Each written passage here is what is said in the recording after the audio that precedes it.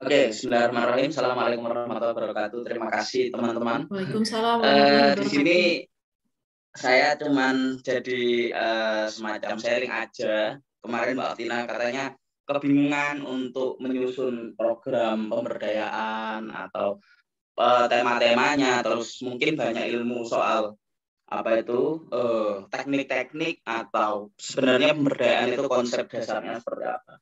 Jadi pada hari ini saya mungkin akan memulai dari materi basic saja. Untuk kelanjutannya bisa diskusi dengan saya. Meskipun nanti saya nggak ada di sini, tapi santai aja. Teman-teman bisa WhatsApp atau diskusi, saya insya Allah terbuka kapanpun untuk itu. Jadi kecuali pagi hari ya, Ron. Iya, Mbak. Oke. Jadi ada dua materi yang mungkin nanti akan saya sampaikan. Yang pertama adalah terkait dengan komunikasi sebagai akselerator pembangunan. Jadi bagaimana sebenarnya kita memanfaatkan komunikasi itu toolsnya banyak. Lalu biasanya kita melakukan pengabdian itu kebingungan. Selama ini yang terjadi di nggak tahu apakah memang standar dikti itu merepresentasikan pengabdian itu hanya sekedar memberikan penyuluhan dan sebagainya. Nah, itu yang menjadi pertanyaan, mungkin jadi bahan diskusi kita nanti. Tapi sebenarnya pemberdayaan masyarakat atau kajian tentang dengan pembangunan masyarakat itu merupakan sebuah disiplin yang digeluti oleh banyak orang sebenarnya. Digeluti oleh banyak orang. Jadi yang menjadi problem adalah seolah-olah kayak pengabdian dan juga penelitian itu sesuatu hal yang terpisah. Nah, itu nanti akan jadi bahan diskusi kita juga. Mungkin nanti saya butuh juga perspektif, tapi ini dari pandangan subjektif saya. Nah, nanti saya akan kasih materi ini, akan saya share ke Mbak Aning dan Mbak Tina juga teman-teman terkait dengan bagaimana komunikasi strategis dalam membuat program pembangunan. Ini ada materi dari UNICEF. Ini menarik sekali bagaimana program-program mereka bisa berjalan itu. Salah satunya mungkin kemarin Mbak Afina bertanya tentang apa yang ada P project dan sebagainya, itu mungkin sedikit akan saya kenalkan di sini. Teman-teman di sini ada AKADA, juga di sini ada PDIC, IDD dan sebagainya. Ini nanti mana? Ini suaranya agak bergaung di tempat saya. Apakah cuma di saya aja? Aning, gimana Aning? Suaranya jelas di tempatmu? Agak bergaung. Agak bergaung. Oke, bentar. Saya tak pakai headset saja. Assalamualaikum Rayinda. Welcome. Ada Mbak Sinyo. Waalaikumsalam. Nanti sore nggih kalau kelempar saya keluar soalnya sinyalnya rodok. Oke. Belum seru. Jadi jalan-jalan kemana Mbak Sinyo?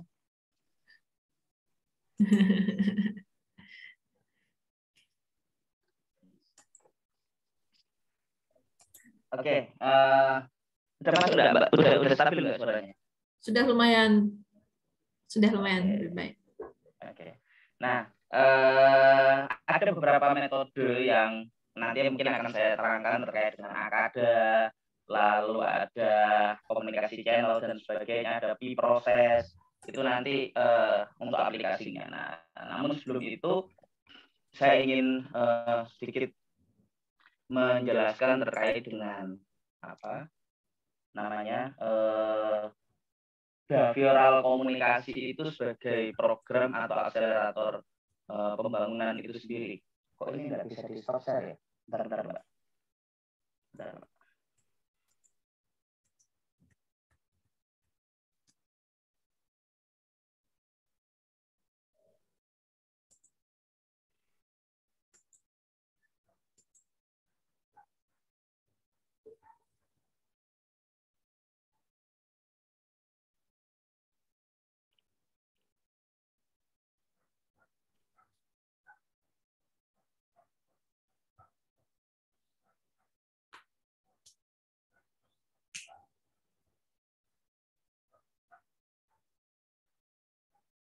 Halo Imron, ada kesulitan?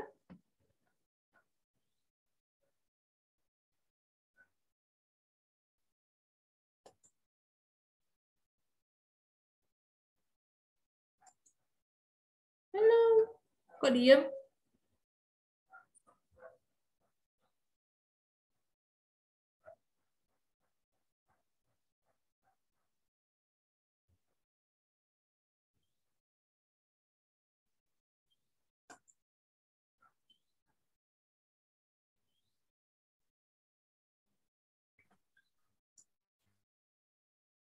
Oh, sorry. Tadi kayaknya error gara-gara saya pindah apa itu mic.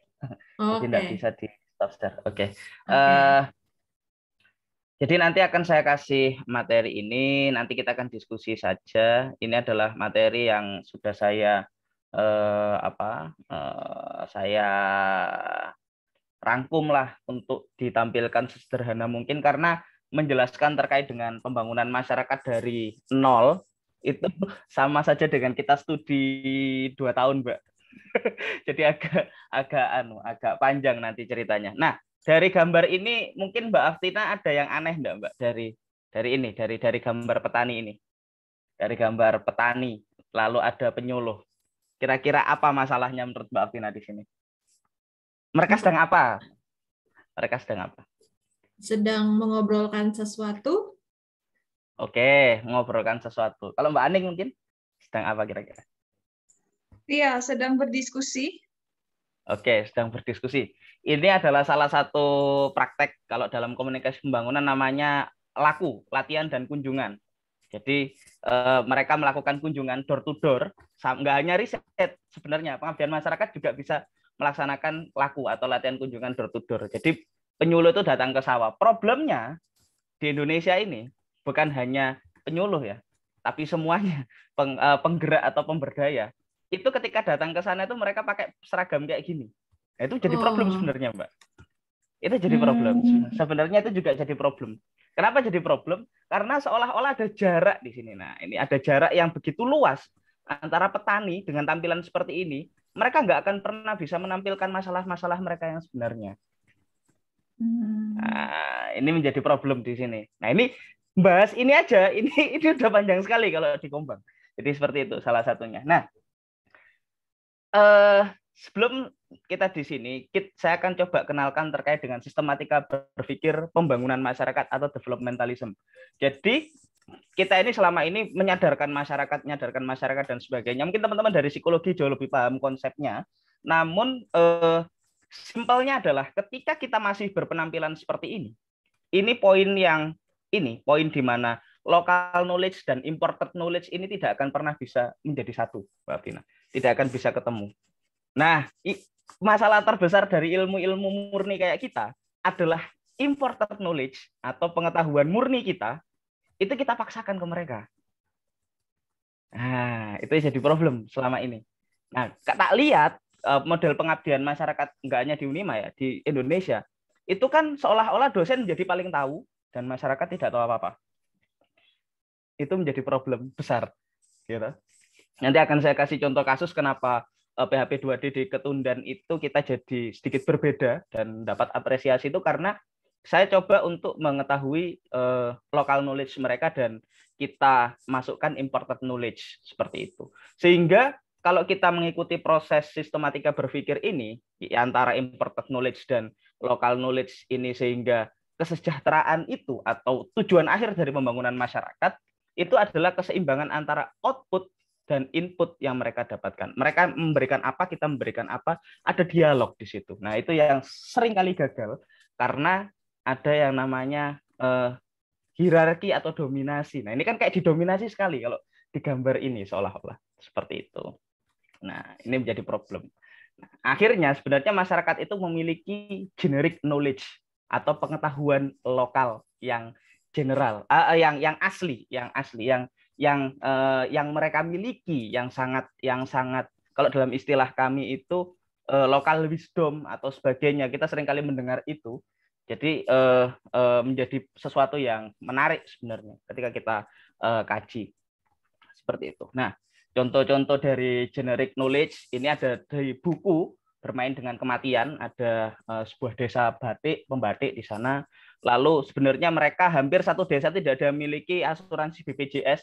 Ini riset dosen saya, sangat menarik sekali. ternyata mereka memiliki pengetahuan tentang sakit dan juga kematian itu berbeda dengan kita gitu. Nah, itu yang menjadi menarik. Kenapa program BPJS dan program-program lain disuluhkan ke mereka itu mereka nggak percaya karena mereka merasa sudah bisa mengobati penyakit-penyakit yang mereka alami sendiri. Ini yang harus kita sebaiknya masyarakat mengerti terkait dengan generic knowledge-nya. Nah, kadang masyarakat tuh nggak paham. Nah, tujuan kita pengabdian itu adalah mengembangkan generic knowledge mereka atau pengetahuan lokal dan apa yang sudah mereka miliki seperti itu. Nah, akhirnya kalau dalam mungkin Mbak Aptina, Mbak Aning tidak asing dengan Paulo Freire, gitu. Seorang pakar pendidikan mungkin yang dari psikoedukasi atau dari psikologi pendidikan dan sebagainya, tidak asing sekali dengan mereka. Paulo Freire ini selalu berbicara soal konsientasi. Nah, konsientasi itu tidak pernah ada konsientasi tanpa pengetahuan yang dimiliki oleh masyarakat. Artinya kita selama ini tanpa kita sadari melakukan pemberdayaan manusia itu kan pendidikan gaya bank dan sepertinya. Nah, kalau kita memberikan padahal kalau di psikologi saya sendiri kurang paham, kalau tidak salah ada istilah terkait dengan andragogi, di mana harusnya kita ke masyarakat itu pendidikannya bukan pendidikan pedagogi tapi andragogi, pendidikan orang dewasa. Itu yang tentu ilmu psikologi sangat penting sekali. Nah, ini yang mungkin Mbak Aptina nanti salah satu judul andragogi dalam masalah apa kayak gitu itu menarik, Mbak. Salah satunya itu bisa menjadi salah satu judul atau kajian yang tentu teman-teman perlu kembangkan. Nah, penyadaran tidak boleh dilakukan hanya dengan mengimpor pengetahuan atau pengetahuan kita saja yang langsung diberikan dan dibenarkan oleh masyarakat, namun juga harus melalui pengetahuan milik masyarakat itu sendiri. Nah, ini contoh dalam buku Ketidakhadiran Negara. Jadi kalau teman-teman melihat ketidakhadiran negara ini menarik. Nah, ini sebenarnya kalau kita melihat susah ya nyari masalah di masyarakat. Nah, kita mengamati ini sebenarnya sudah jadi masalah. Ini kan ada marka jalan, ya toh. Nah, ini kan sebagai simbol perwakilan negara di sini. Sebagai simbol perwakilan negara. Tapi ketika mereka melanggar di depan sini, artinya kan negara sudah tidak hadir di jalanan. Mereka tidak takut gitu loh. Nah, ini buku Ketidakhadiran Negara itu bisa teman-teman baca juga, menarik juga di situ. Nah, ini juga ini jauh lebih bagus misalnya orang masih di bawah sini, cuman ini di keluar marka dan sebagainya. Artinya marka sebagai simbol kehadiran negara untuk mengatur masyarakat itu tidak hadir. Mungkin karena kita tidak tahu apakah marka ini sebenarnya sesuai dengan apa yang dibutuhkan oleh masyarakat atau sebenarnya lalu lintas kita itu tidak seperti ini dan sebagainya. Itu bisa menjadi problem atau kajian yang serius kalau kita mau menanyakan hal-hal semacam itu. Nah, yang selama ini terjadi kan kita melakukan pengabdian dan juga penelitian itu berbarengan atau bahkan penelitian kita belum matang lalu kita melakukan pengabdian, itu menjadi problem juga, Mbak. Nah, ini yang mungkin Mbak Aptina dan teman-teman perlu kembangkan, karena saya sangat berharap sekali kajian-kajian teman-teman itu juga akan sangat membantu dalam misalnya psikologi sosial masyarakat. Itu sebenarnya problem yang paling mendasar di masyarakat itu apa. Nah, kalau kita sudah tahu kayak gitu, itu enak banget kalau kita mau kasih semacam intervensi atau apa. Nah, yang terjadi adalah kita memaksakan, oh iki loh, zaman sekarang itu semua teknologinya harus digital. Nah, sekarang kita harus ngajari masyarakat pemasaran digital. Nah, emang pasarnya itu benar-benar pasar digital atau enggak? Nah, itu jadi problem juga di situ. Itu menjadi pertanyaan juga. Nah, peran penyuluhan atau komunikasi itu yang selama ini terjadi, pandangan kita penyuluhan adalah memberikan informasi. Nah, itu problem juga. Tidak hanya itu. Nah, program pengabdian tidak hanya kita memberikan informasi kepada mereka. Nah, harusnya adalah pengetahuan itu dari mana kesadaran dibangun hubungan pengetahuan lokal dengan pengetahuan baru atau imported knowledge. Nah, contohnya kalau misalnya di dalam kawasan pertanian ya, ini ada istilah demplot, Mbak. Demplot itu kayak kita tidak hanya memberikan memberikan informasi. Pak, kalau misalnya nanam itu jangan pakai pestisida, Pak. Kenapa? Nanti makanannya jadi kayak gini. Lah mereka nggak bisa kalau hanya dikasih tahu seperti itu. Kita harus kasih contoh. Nah, contoh ini demplot. Nah, psikologi kira-kira contohnya apa? Kayak Bu Pur misalnya punya desa yang sudah dibina bertahun-tahun, maka memang sangat bagus ide Mbak Aptina kapan hari untuk satu dosen satu desa dan sebagainya itu bagus sekali karena kita bisa tahu bertahun-tahun di sana sudah paham dan sebagainya, itu sangat bagus sekali untuk pengembangannya. Nah itu bisa menjadi template juga. Apa yang kita omongkan itu tidak hanya sekedar omong kosong gitu akhirnya. Jadi semacam praktek yang terjadi. Ada sekolah tani. Nah, saya sekolah gender itu sangat terinspirasi dari sini. Jadi tidak hanya sekedar tidak hanya sekedar kita memberikan penyuluhan, tapi kita edukasi benar-benar ada. Kalau kemarin untungnya saya berkoordinasi dengan teman-teman dari psikologi juga, ada modulnya, lalu ada buku sakunya dan sebagainya. Kayak kita bikin kurikulum ini, gitu, kalau ada masyarakat untuk menyelesaikan masalah itu, gitu. Itu menarik. Nah, itu ada sekolah tani. Meskipun nggak terlalu formal, tapi itu menarik juga. Lalu ada latihan kunjungan yang tadi dilakukan itu tadi. Nah, ini masih menjadi problem. Latihan kunjungan itu seolah-olah kita pas ada butuhnya pengabdian sama masyarakat aja kita datang ke sana. Padahal boleh loh kita ke sana itu ngopi-ngopi aja sama mereka. Kita boleh loh ke sana itu misalnya Pak wancine tanam nopo niki. Nah, sapa-sapa lah biar komunikasi itu jalan sama mereka. Artinya relasi itu memang penting sekali gitu. Jadi di dalam realisasi kawasan misalnya di pertanian itu simpelnya seperti kenapa pemberdayaan masyarakat itu sangat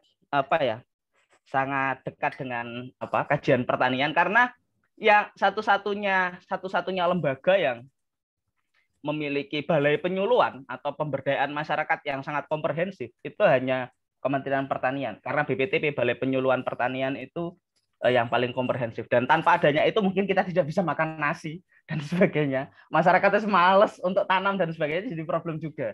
Nah, kita cukup harus bersyukur dan berterima kasih juga terhadap teman-teman yang sudah berjuang di lapangan meskipun berbagai macam kekurangan yang ada di situ yang terjadi. Nah, itu yang menjadi kenapa kita merujuk ke sana, merujuk ke ilmu-ilmu yang sudah mereka terapkan. Jadi ada beberapa cara ini, tidak hanya cara yang selama ini kita lakukan kan kita datang kasih materi dan sebagainya. Itu jadi masalah sebenarnya. Jadi masalah. Apalagi kalau misalnya bahasa kita nggak mereka mengerti, Mbak. Waduh, itu pusing banget. Makanya waktu kemarin teman-teman itu bedah film, terus ya ngobrol santai dengan mereka, konseling sebaya, itu menarik sekali. Ilmu-ilmu psikologi itu juga sangat menarik sekali di sana. Tidak hanya sekedar kita kasih materi. Kita harus misalnya modelnya kita pakai TOT atau training of trainer, itu boleh banget. Jadi ketika kita pergi dari sana, ilmu kita nggak pergi juga, ada yang tertinggal gitu di sana. Nah, itu yang menarik. Nah ini sampai di sini dulu mungkin ada yang didiskusikan. Nanti saya akan coba ke arah yang sedikit lebih filosofis. Kata Mbak Aptina agak sedikit serius. Oke. Oke, sedikit pengantar. Oke, Mbak. Gitu, Mbak. Imran, mungkin agak nanggepin ya. Ada beberapa hal menarik yang aku dapetin dari tadi yang disampaikan, hal-hal yang masih baru banget, baru tahu saya ini. Jadi misalnya terkait konsep local wisdom, saya selama ini memahami local wisdom itu kayak selalu yang sifatnya itu budaya dan kayak gamelan atau apa, filosofi-filosofi yang itu yang itu canggih gitu loh. Tapi ternyata local wisdom itu sebetulnya pengetahuan sehari-hari masyarakat ya. Betul. Yang kadang kita anggap remeh ya, kayak kita nggak percaya atau kadang kita memandang itu sebagai sesuatu yang remeh dan nggak ilmiah kayak gitu. Tapi ternyata itu sangat diandalkan masyarakat buat mereka hidup sehari-hari ya. Betul sekali. Tak kasih contoh, Mbak. Ada cerita yang menarik. Kita diskusi santai aja. Ada cerita menarik itu kebetulan waktu saya studi di Madura, itu ada dosen saya memang kajiannya ke sini dan saya tertarik kenapa S2 saya di situ. Itu mereka menemukan bahwasanya mereka masyarakat petani-petani di sana itu tidak membutuhkan pestisida. Jadi misalnya penyuluhan pestisida organik itu tidak dibutuhkan ke mereka. Kenapa? Karena gini, mereka itu sudah biasa ngusir hama itu dengan campuran antara cabai terus abu rokok dan sebagainya. Itu ternyata jauh lebih bagus bagi dan itu organik. Nah, itu kan pengetahuan yang ada dalam kehidupan mereka. Cuman mereka nggak Akhirnya gimana caranya biar masyarakat sekitar situ bisa itu? Kita latih training of trainer saja.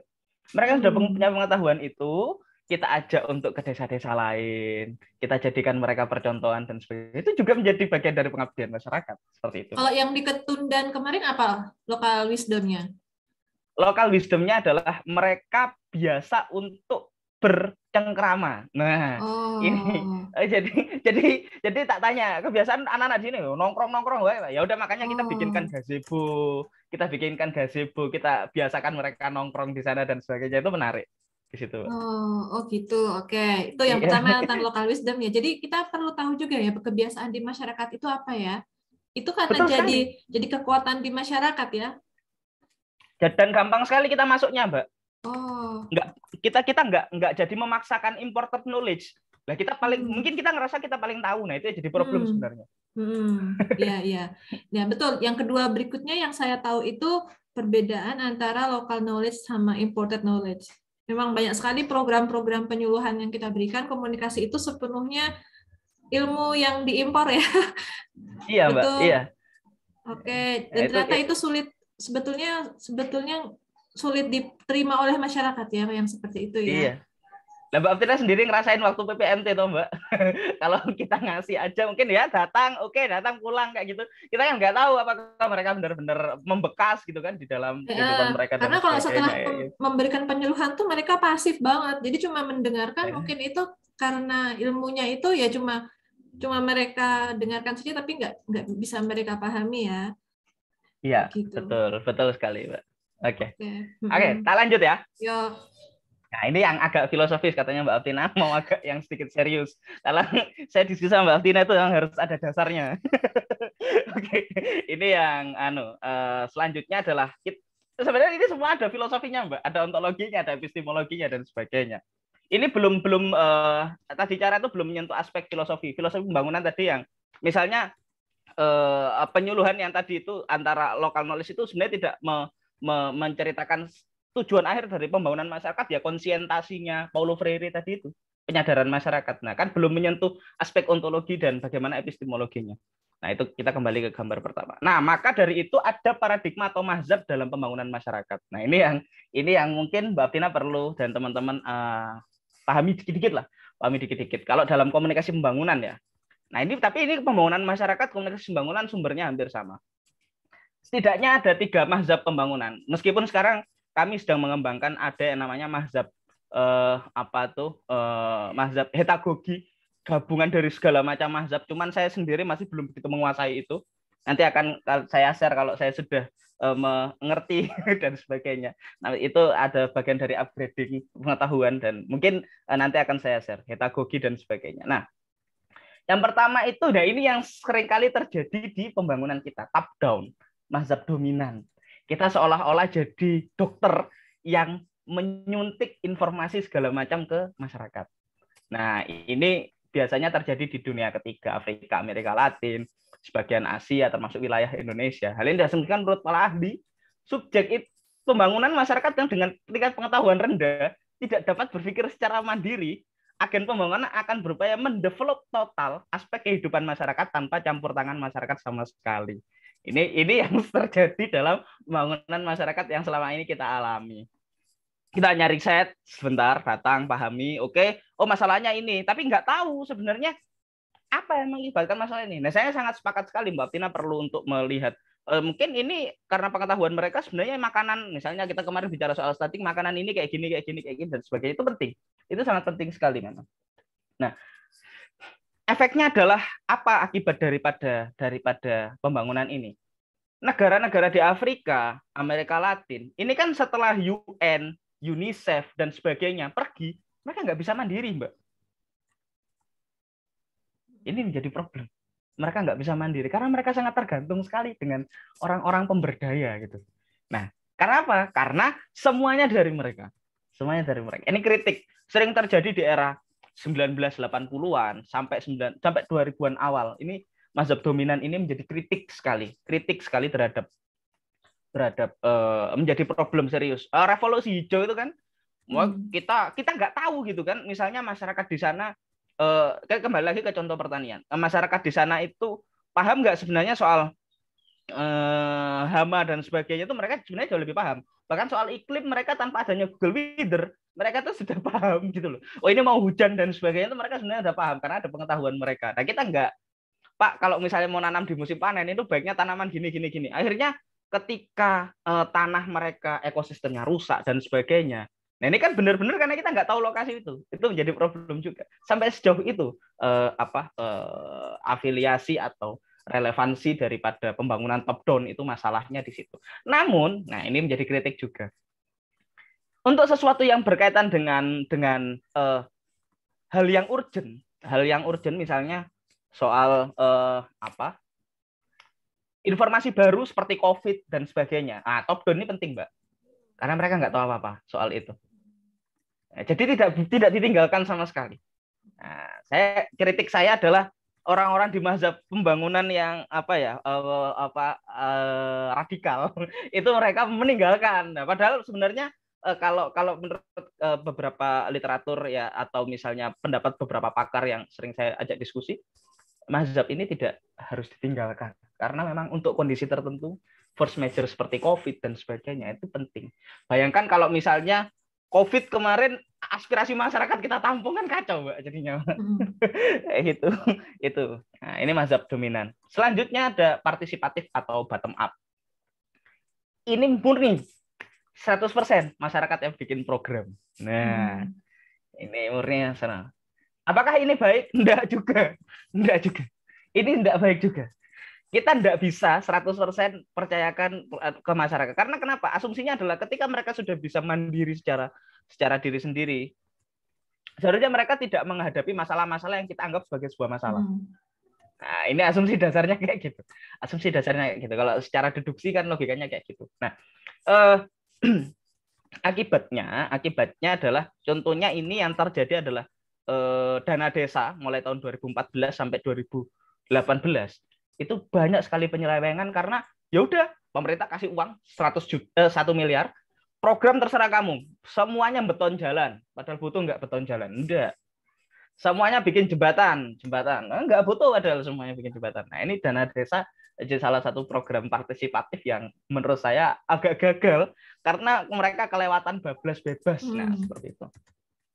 Nah yang sekarang sedang dikembangkan itu adalah mazhab multiplicity atau mazhab dialogis. Nah, disinilah imported knowledge dan local knowledge itu kawin. Itu enggak? Jadi, mazhab partisipatif itu konflik seperti kekuasaan elit lokal, egosentrisme, dan sebagainya. Nah, paradigma integratif ini, agen pembangunan dan masyarakat sasaran ada dalam satu hubungan dialogis. Sehingga kegiatan pengembangan maupun pembangunan bisa mereka kontrol oleh agen dan sesuai dengan kebutuhan masyarakat serta masyarakat bisa mandiri dan dapat berlanjut. Ini seringkali terjadi, contohnya adalah program-program yang mungkin kita anggap bagus saat ini, misalnya program-programnya program-programnya soal bantuan benih dari Kementan itu bagus karena disesuaikan dengan kebutuhan misalnya daerah sana butuh benih ini dan mereka terbiasa untuk tanam benih ini dan sebagainya. Itu yang selama ini terjadi. Jadi benih misalnya tidak harus semuanya tanam padi, tapi semuanya yang penting kebutuhan pangan nasional terpenuhi gitu kan. Itu menjadi problem. Nah, awal kritik kami ke pemerintahan Presiden Jokowi itu adalah Upsus Pajale. Ini adalah orde baru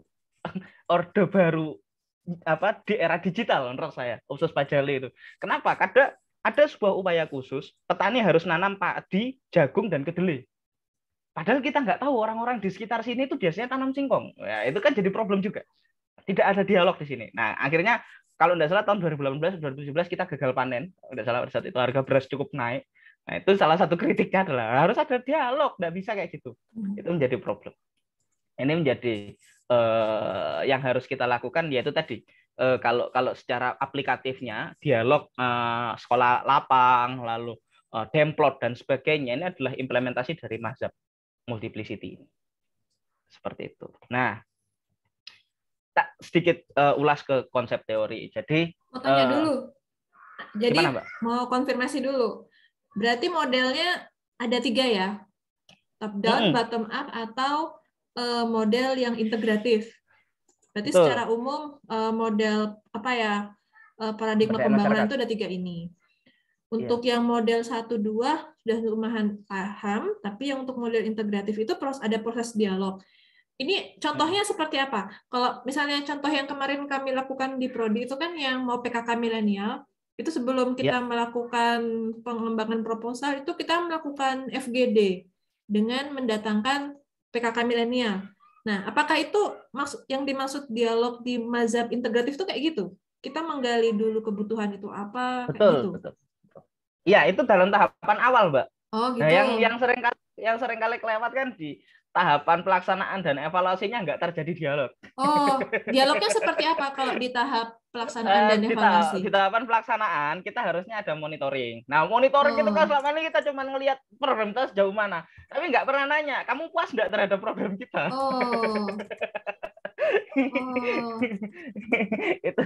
Itu Mbak, kayak gitu. Jadi monitoring dan evaluasi itu masuk dialog juga ya? Harus dialog.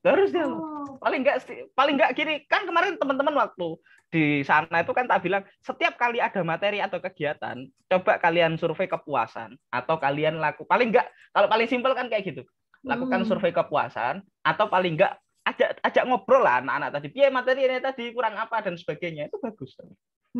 Siap. Oh begitu. Gitu, Mbak. Dialog, bentuk dialog yang lain apa selain itu? Contohnya gini, kalau di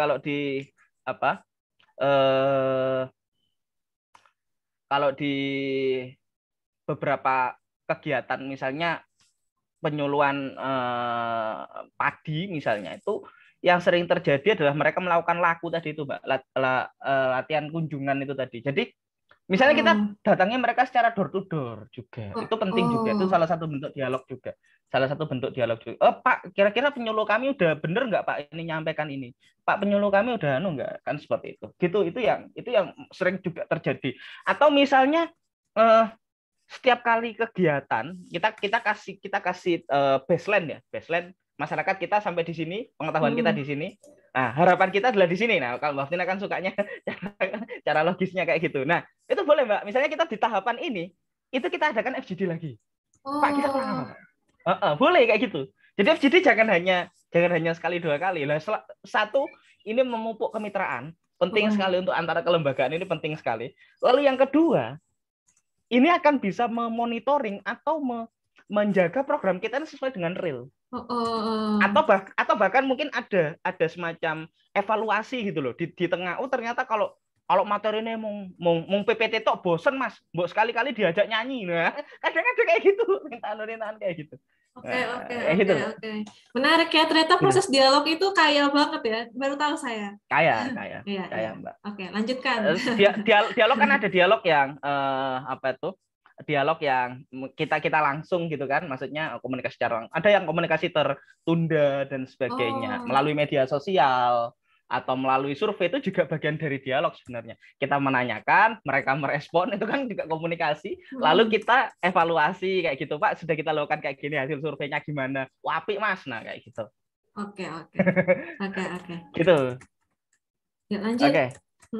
Oke, nah ini selanjutnya mungkin saya lebih banyak menjelaskan tentang konsep-konsep teori dari Komdev-nya, namun tidak saya jelaskan secara rinci, hanya sejarahnya saja. Jadi top down, ini teori Komdev tahap pertama, ini berangkat dari pendekatan modernisasi yang sangat top down sekali. Jadi berbicara soal adopsi inovasi teknologi, jadi seolah-olah masyarakat nggak tahu apa-apa gitu kan. Jadi masyarakat nggak tahu apa-apa, kita kasih revolusi hijau dan sebagainya. Inilah kenapa penyuluhan pertanian itu menjadi rujukan dari berbagai macam kajian penyuluhan atau pemberdayaan masyarakat di seluruh dunia.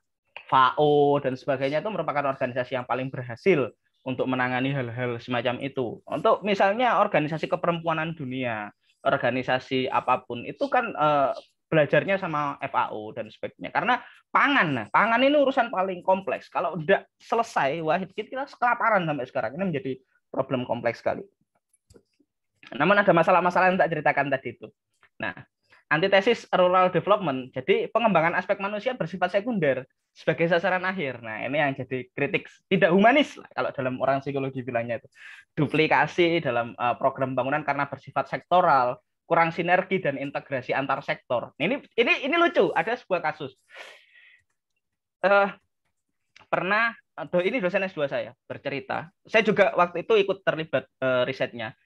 Hasil risetnya itu ternyata masyarakat tuh paling suka kalau misalnya penyuluhan tuh pakai ketoprak, Mbak. Oh. Ya, kayak seni-seni kayak gitu. Nah, itu boleh loh gitu. Dilakukan kayak gitu. Nah, problemnya Kementerian Pertanian, Dinas Pertanian, ini nggak terima, nggak mau. Lah itu bukan ranah kita. Ketoprak itu ranahnya Dinas Budaya. Nah, perlu juga lah di situ. Nah, jadi ada sinergi antar sektor itu kalau misalnya programnya kayak gini. Nah, itu ya jadi kritik juga. Menarik. Jadi yang pertama teori Comdev tahap awal itu ya top down lah konsepnya. Ya, jadi kritiknya masih sangat sekunder. Jadi masyarakat tuh sebagai bukan fokus aspek manusia dan masyarakat tuh bukan fokus gitu loh. Ya tujuannya apa? Pangan ya pangan. Kita fokusnya ke pangan. Tujuannya pernikahan dini ya fokusnya ke pernikahan, bukan ke manusianya gitu. Itu tidak humanis. Mau tanya dulu. Ya. Humanis di sini maksudnya bagaimana? Humanis di sini itu artinya apa? Artinya di sini kita seringkali melihat manusia itu hanya sebagai alat atau instrumen saja dalam pembangunan, gitu Mbak. Jadi misalnya kita pemberdaya memaksa orang untuk pakai benih yang benih yang terbaru kayak gini. Ya mau nggak mau kita paksa. Nah ini yang menjadi kritik juga di era Orde Baru. Penyuluh itu bawa TNI sama polisi, Mbak. Penyuluh bawa TNI sama polisi. Nah, berarti kan kayak masyarakat sebagai objek ya? Bener, masyarakat itu hanya sebagai objek. Padahal kalau di psikologi kan subjek loh istilahnya.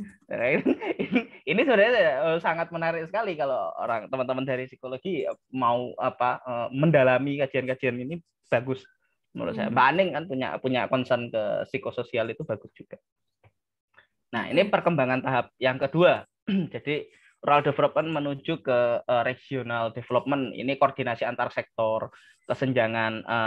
Kelebihannya itu koordinasi antar sektornya sudah bagus, namun minusnya ada kesenjangan sosial. Ini seringkali misalnya di otonomi daerah dan sebagainya, itu kan ada daerah yang tertinggal karena mereka tidak pintar untuk menyerap aspirasi, atau mereka tidak pintar untuk menerjemahkan suatu kebijakan. Nah, kayak gitu tuh. Itu jadi problem juga. Lalu koordinasi antar sektor dan antar aspek. Ini integrated rural. Jadi dinas sudah mempunyai rencana program sendiri yang mempertimbangkan kepentingan untuk sulit dimodifikasi, dan dengan memperhatikan usulan dari bawah. Ini sudah mulai menerima usulan dari bawah, konsepnya seperti itu. Nah, ada antitesisnya juga ternyata konsep ini. Jadi tercapainya keberhasilan ekonomi itu secara makro, tapi menimbulkan ketimpangan. Nah, ini kan kalau programnya kita general kok generik. Kita generalkan gitu loh, Mbak. Kita nggak tahu ternyata masyarakat sini daya tangkapnya akan informasi itu berbeda. Ini tadi masih kesalahan juga di situ. Jadi ada kesenjangan. Misalnya KB lah, kenapa KB di daerah tertentu itu sangat bagus sekali, tapi di Madura mereka tidak paham budaya Madura, bahwasanya anak adalah rezeki, itu juga menjadi problem. Dosen saya juga menjadi penyuluh BKKBN, penyuluh kayak semacam konsultan penyuluh BKKBN. Pernah bercerita penyuluh BKKBN di Papua, itu lucu sekali. Jadi mereka misalnya penyuluhan soal kondom itu alat peraganya itu pisang ya, Mbak ya, dimasukkan ke pisang. Nah, dipraktekkan sama teman-teman di Papua itu dimasukkan ke pisang beneran. Lagi ditanam. Akhirnya ini saya sudah pasang ini kok masih hamil ini, istri saya gimana ini, Pak? Gitu. Nggak ada pengetahuan saja di masyarakat itu, Mbak. Jadi kita memang asik loh, masyarakat asik banget. Gitu. Nah, ini jadi kurang keterlibatan semua lapisan dalam proses pembangunan. Jadi penentuan masalah kebutuhan masyarakat nggak dilibat, perencanaan nggak dilibatkan, pelaksanaan kurangnya kewenangan dan keterlibatan masyarakat, khususnya lapisan bawah, mengakibatkan posisi mereka menjadi marginal. Berbagai program tidak menyentuh kepentingan mereka secara langsung, meskipun aspeknya itu jadi ini simpelnya kayak gini, kayak kita datang ke desa, yang kita ajak omong itu ya cuman BUMDes, KADES, lalu dan Mm-mm. sebagainya, tapi tidak ngajak ngomong ke anak-anak muda, tidak ngajak ngomong ke ibu-ibu, ngajak ngomong ke anu. Padahal masyarakat di sana ini hanya aspek sektor saja. Mau tanya, Ya. mau tanya, yang dimaksud Ya. dengan seluruh lapisan masyarakat itu apa? Masyarakat itu lapisannya terdiri atas apa saja yang harus kita dengarkan aspirasinya? Oke, itu sebenarnya kalau lapisan masyarakat itu tergantung dari kita sebenarnya mau menyasar program apa. Nah, itu. Kalau misalnya agama, ya tentu dari tokoh agama, jamaah, orang yang menentang agama dan sebagainya itu merupakan bagian dari lapisannya. Kalau soal gender misalnya ada klasifikasi ibu-ibu, ada klasifikasi wanita menopause, ada klasifikasi apa. Itu konsep itu harus kita pahami dulu. Misalnya Mbak Tina mau menyasar soal ibu-ibu misalnya, Mbak Tina harus paham dulu sebenarnya konsep BKKBN atau konsep keluarga berencana ini seperti apa sih? Wacana keluarga berencana dari A sampai Z itu apa? Misalnya contoh gini lah, Mbak, pemuda ya, istilah pemuda. Mbak Tina kalau terjemahkan istilah pemuda itu apa, Mbak? Orang usia mungkin 15 sampai 20-an tahun. Oke. 15 tahun. Kalau menurut Pak Onda, 50 tahun itu masih pemuda. Oh ya? Karena pemuda. Iya, karena pemuda tani. Karena petani muda itu hampir nggak ada. Dan orang-orang yang jadi petani itu rata-rata di atas usia 30. Jadi pemuda tani itu seperti itu. Nah, itu Mbak, yang harus kita pahami itu wacana-wacana kayak gitu. Karena kita berada di dalam konteks yang begitu luas ya kalau bicara soal itu. Artinya tema atau kajian yang mau kita kembangkan itu penting. Sama kayak riset. Cuman bedanya itu risetnya aplikatif gitu aja. Simpelnya kayak gitu. Jadi misalnya kita mau ada program literasi digital ya untuk masyarakat desa. Berarti lapisan masyarakat yang harus kita sentuh itu tidak hanya keluarga tapi juga anaknya, remaja. Betul. Itu ya. Remaja. Bahkan misalnya lapisan masyarakat elit kalau kami bilangnya itu. Masyarakat elit itu adalah perangkat desa, orang-orang yang berpengaruh di sana. Itu perlu karena mereka menjadi opinion leader. Nah, itu perlu juga. Oke. Meskipun nanti fokus sasarannya adalah pemudi, tapi program ini dipahami gitu loh Mbak sama semua masyarakat. Nah, itu yang jadi yang harus kita. Oke, lanjut. Nah, ini yang tahap keempat, ini pendekatan basic needs dengan delivery. Jadi waktu singkat mungkin, jalur selangsung mungkin melalui peningkatan akses masyarakat kepada berbagai pelayanan. Nah, kelebihannya adalah dalam jangka pendek mampu membantu masyarakat miskin memenuhi kebutuhan dasar, pembangunan bersifat lebih humanis. Namun dalam jangka panjang ini menimbulkan ketergantungan atau peranan negara masih cukup besar. Simpelnya adalah kita sangat mikro gitu loh Mbak. Ini misalnya maksudnya adalah contohnya ada problem soal ini kritik daripada problem bottom up. Masyarakat Pak, kami itu butuh banget loh Pak, misalnya pelatihan agar anak-anak itu tahu soal pengembangan teknologi digital agar sayur mayur kami ini bisa laku gitu kan, bisa laku secara di pasar, bukan hanya di pasar tengkulak itu murah sekali, tapi kalau di pasar digital kan jauh lebih. Nah, misalnya kayak gitu. Nah, yang terjadi adalah seringkali ketika pemberdaya itu pulang, karena ini adalah karena ini adalah programnya full dari mereka nggak tahu gitu gimana cara maintenance-nya gitu Mbak. Yang sering terjadi kayak gitu. Nah, contohnya yang terjadi adalah di program GNRM kemarin itu bagus, misalnya masyarakat butuh bank sayur gitu, program bank sayur dan mereka bikin web sayur, tapi masyarakat itu nggak ada yang tahu gimana caranya pakai web. Hanya dibuatkan webnya, tanpa ada pelatihan khusus soal web. Nah, kayak gitu itu jadi problem. Salah satunya. Gitu, Mbak. Ini yang jadi kritik. Mau tanya, basic needs di sini maksudnya apa? Basic needs maksudnya apa maksudnya? Maksudnya apa? Yang meliputi basic needs itu meliputi apa saja? Meliputi apa yang yang diinginkan gitu. Nah, ini Oh. perbedaan keinginan dengan kebutuhan. Jadi jadi mereka ingin gitu loh, kayak kelemahan dari mazhab mazhab partisipatif ini kan Hmm. mereka berupaya untuk 100% gitu loh membuat kebutuhan mereka gitu kan. Jadi kita Pak butuhnya apa Pak butuhnya apa. Nah, padahal itu mereka sebenarnya mungkin nggak butuh tapi ingin aja. Desa lain misalnya Oh. punya website, saya nggak punya website Mas. Itu kritiknya. Nah, mungkin secara singkat gitu, secara singkat ya mereka jadi terlihat lebih maju atau sebagainya. Tapi Hmm. apakah berkaitan? Gitulah Mbak, seperti itu. Oke. Gitu. Oke. Oke. Selanjutnya terkait dengan people center. Nah, ini masyarakat mendapat kewenangan dalam identifikasi masalah dan sebagainya. Jadi ini sebenarnya sudah cukup berkembang. Ini yang sudah mencoba untuk multiplicity dan sebagainya. Nah, sehingga program pelaksana lebih relevan, masyarakat menjadi aktor. Tadi kan kalau masih menjadi objek ya, ini menjadi aktor pembangunan, pendekatan pemberdayaan masyarakat menjadi lebih berdaya karena memiliki kewenangan dalam dan kapasitasnya dalam pembangunan. Ini sudah bergeser sedikit bergeser dari apa itu tadi top down bottom up, lalu ini mungkin sudah menuju arah multiplicity meskipun belum multiplicity secara kompleks. Nah, ini yang penyempurnaan terkait dengan people center. Ini kita sekarang sudah sampai pada community driven development dalam pelaksanaan campur tangan pihak eksternal menjadi stimuli atau fasilitator. Ini menjadi problem juga. Meski problem multiplicity itu juga kita seringkali gagal adalah kita melakukan multiplicity, tapi ketika kita ya kan kalau multiplicity itu ibaratnya ya 50% masyarakat 50% kita gitu Mbak ya. Ibaratnya kayak gitu ya. Ibaratnya multiplicity itu. Nah, yang menjadi aspek kita tuh hanya sebagai pemateri atau memberikan informasi saja.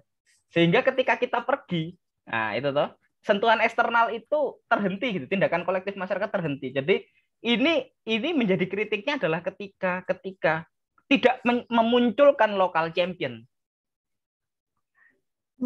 Tidak berhasil memunculkan lokal champion itu ketika kita pergi itu nggak ada. Maka kayak Bu Retno itu sebenarnya tekniknya udah sangat bagus sekali karena memang berpengalaman bertahun-tahun ya. Mereka Pak Bu Retno kalau Mbak Tina tahu pasti punya orang yang dipegang di desa itu.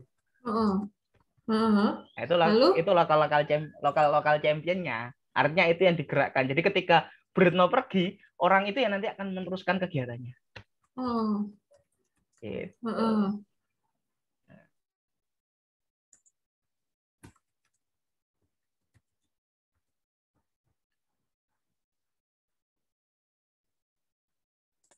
Oke. Tadi sampai mana ya? Sampai ini ya. Sampai ini. Nah, tadi saya mungkin baru menjelaskan sampai di community base ini yang sudah sekarang diaplikasikan ya. Tapi yang community driven ini belum banyak diaplikasikan. Ini kalau ibaratnya dosen saya selalu menceritakan dan saya sering juga berdiskusi dengan banyak orang, bukan hanya di waktu studi, tapi teman-teman dari BPTP, Balai Penyuluhan dan Teknologi Pertanian, yang memang sangat aplikatif di lapangan dan sebagainya. Ibaratnya itu kalau tadi yang top down, itu kita sebagai masyarakat dengan imported knowledge, itu ngelamar masyarakat. Nah, kalau yang community driven, ini adalah masyarakat yang ngelamar, tapi ngelamarnya tuh benar-benar tahu gitu. Banyak loh Mbak, misalnya, Mas, saya tuh butuh loh orang komunikasi. Oh ya Pak, butuh ilmu apa Pak? Butuh untuk bikin website. Waduh, bukan kayak gitu maksudnya. Itu aja dari situ aja udah ketahuan gitu kan. Maksudnya mereka enggak paham betul soal hal-hal semacam itu. Nah, itu yang menjadi semacam hal yang perlu kita pahami dulu. Jadi intinya kalau sangat kami sarankan untuk hal-hal yang bersifat force major dan bersifat penting itu memang top down sangat diperhatikan. Tapi untuk selanjutnya kita yang sebaiknya datang menghadap masyarakat itu dengan konsep multiplicity itu tadi. Tidak hanya top down tapi juga bottom up. Tidak full bottom up karena full bottom up juga sangat mengerikan tadi itu. Contohnya seperti saya sampaikan. Oke. gitu. Nanti ini perkembangannya nanti Mbak Tina ini bisa tak kirim, Mbak Tina mungkin bisa baca-baca sendiri dan mungkin punya pandangan sendiri terkait dengan apa ini konsep-konsep dari perkembangan yang sedang berkembang seperti itu. Oke, jadi kalau boleh disimpulkan, pendekatan top down itu ibaratnya kayak kita sebagai agen yang di atas itu yang memperkenalkan, oh ada masalah ini. Lalu kita memberikan penyuluhan ilmunya dari kita masyarakat menerima untuk hal-hal yang terkait dengan masalah yang besar kayak gitu, top down cocok ya. Betul. Nah, Betul, kemudian kayak contohnya misalnya kemarin kayak PKK milenial yang kemudian mereka mengajak komunikasi kita karena mereka butuh orang psikologi, butuh ini, itu contoh community driven. Kayak itu gitu. lebih ke ya multiplicity. Salah satu contohnya seperti itu. Oh, begitu. Nah, contohnya PKK milenial kan masyarakat yang mungkin secara pengetahuan sudah oke. Mereka tapi tidak betul-betul memiliki pengetahuan khusus gitu. Jadi butuh gitu kan. Itu multiplicity. Nah, itu Mbak. Nah, sehingga mungkin ini bukan penutup akhir, tapi nanti kalau diskusi monggo. Ini ada pemikiran dari Jan Servais, Erskine Childers. Ini adalah seorang salah satu pakar di World Bank dan UN. Ini menarik sekali. Beliau bercerita tentang jika ingin pengetahuan berakar pada manusia sebagai agen pembangunan dan juga penerima manfaat. Nah, itu. Ini yang akan memutuskan sendiri jenis pengembangan yang dapat mereka pertahankan setelah bantuan luar hilang, maka Anda harus mampu berkomunikasi dengan mereka. Kuncinya di situ. Anda harus bisa memberi kesempatan mereka untuk berkomunikasi satu sama lain dan kembali ke perencanaan di ibu kota. Ini ibaratnya ibu kota itu sebagai pusat dari segala macam bantuan atau informasi. Nah, ini perencanaan di universitas misalnya kalau kita kan seperti itu. Anda harus mengkomunikasikan teknik yang mereka butuhkan agar mereka bisa memutuskan perkembangan mereka sendiri. Jika Anda tidak melakukannya, Anda akan terus memiliki program pengembangan yang lemah atau gagal. Sesederhana itu. Nah, maka kawinnya antara important knowledge dan juga local knowledge ini kan juga butuh engagement yang kuat seperti itu, Mbak. Itu ya mungkin dari diskusi. Tak baca ulang sebentar ya kutipannya ya. Iya.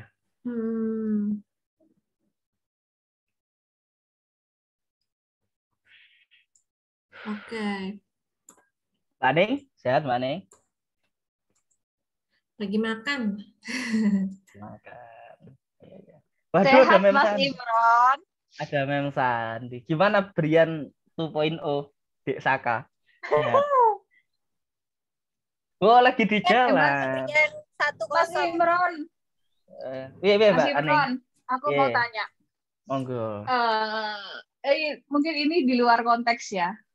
Jadi kan sebenarnya kalau kita berbicara tentang teknologi bla bla bla bla kayak gitu kan, kita itu kan katanya sudah masuk di 4.0 atau sudah mau ke Society 5.0.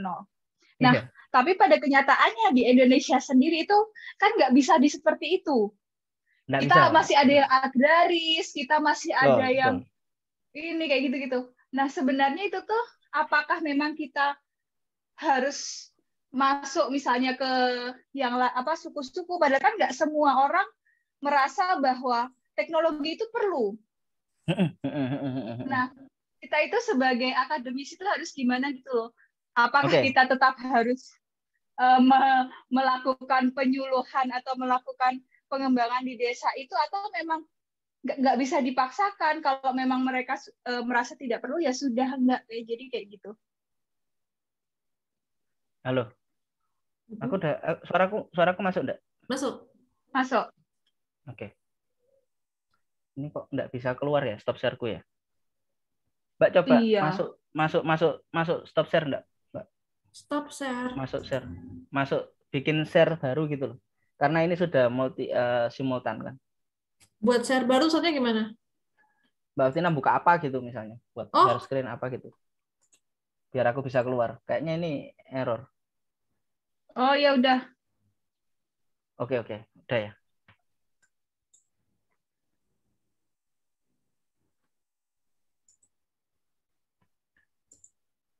Nggak bisa ya? Lagi proses kayaknya. Wait. Iya, Aku tak. masih started screen sharing. Masih Tapi start. kok muter terus ya Mas Imron? Makanya, bentar. Aku tak keluar aja dulu, bentar. Kayaknya error ini. Sinyal boh. Enggak, anunya apa tuh? Tadi gara-gara ganti device, Mbak. Bentar.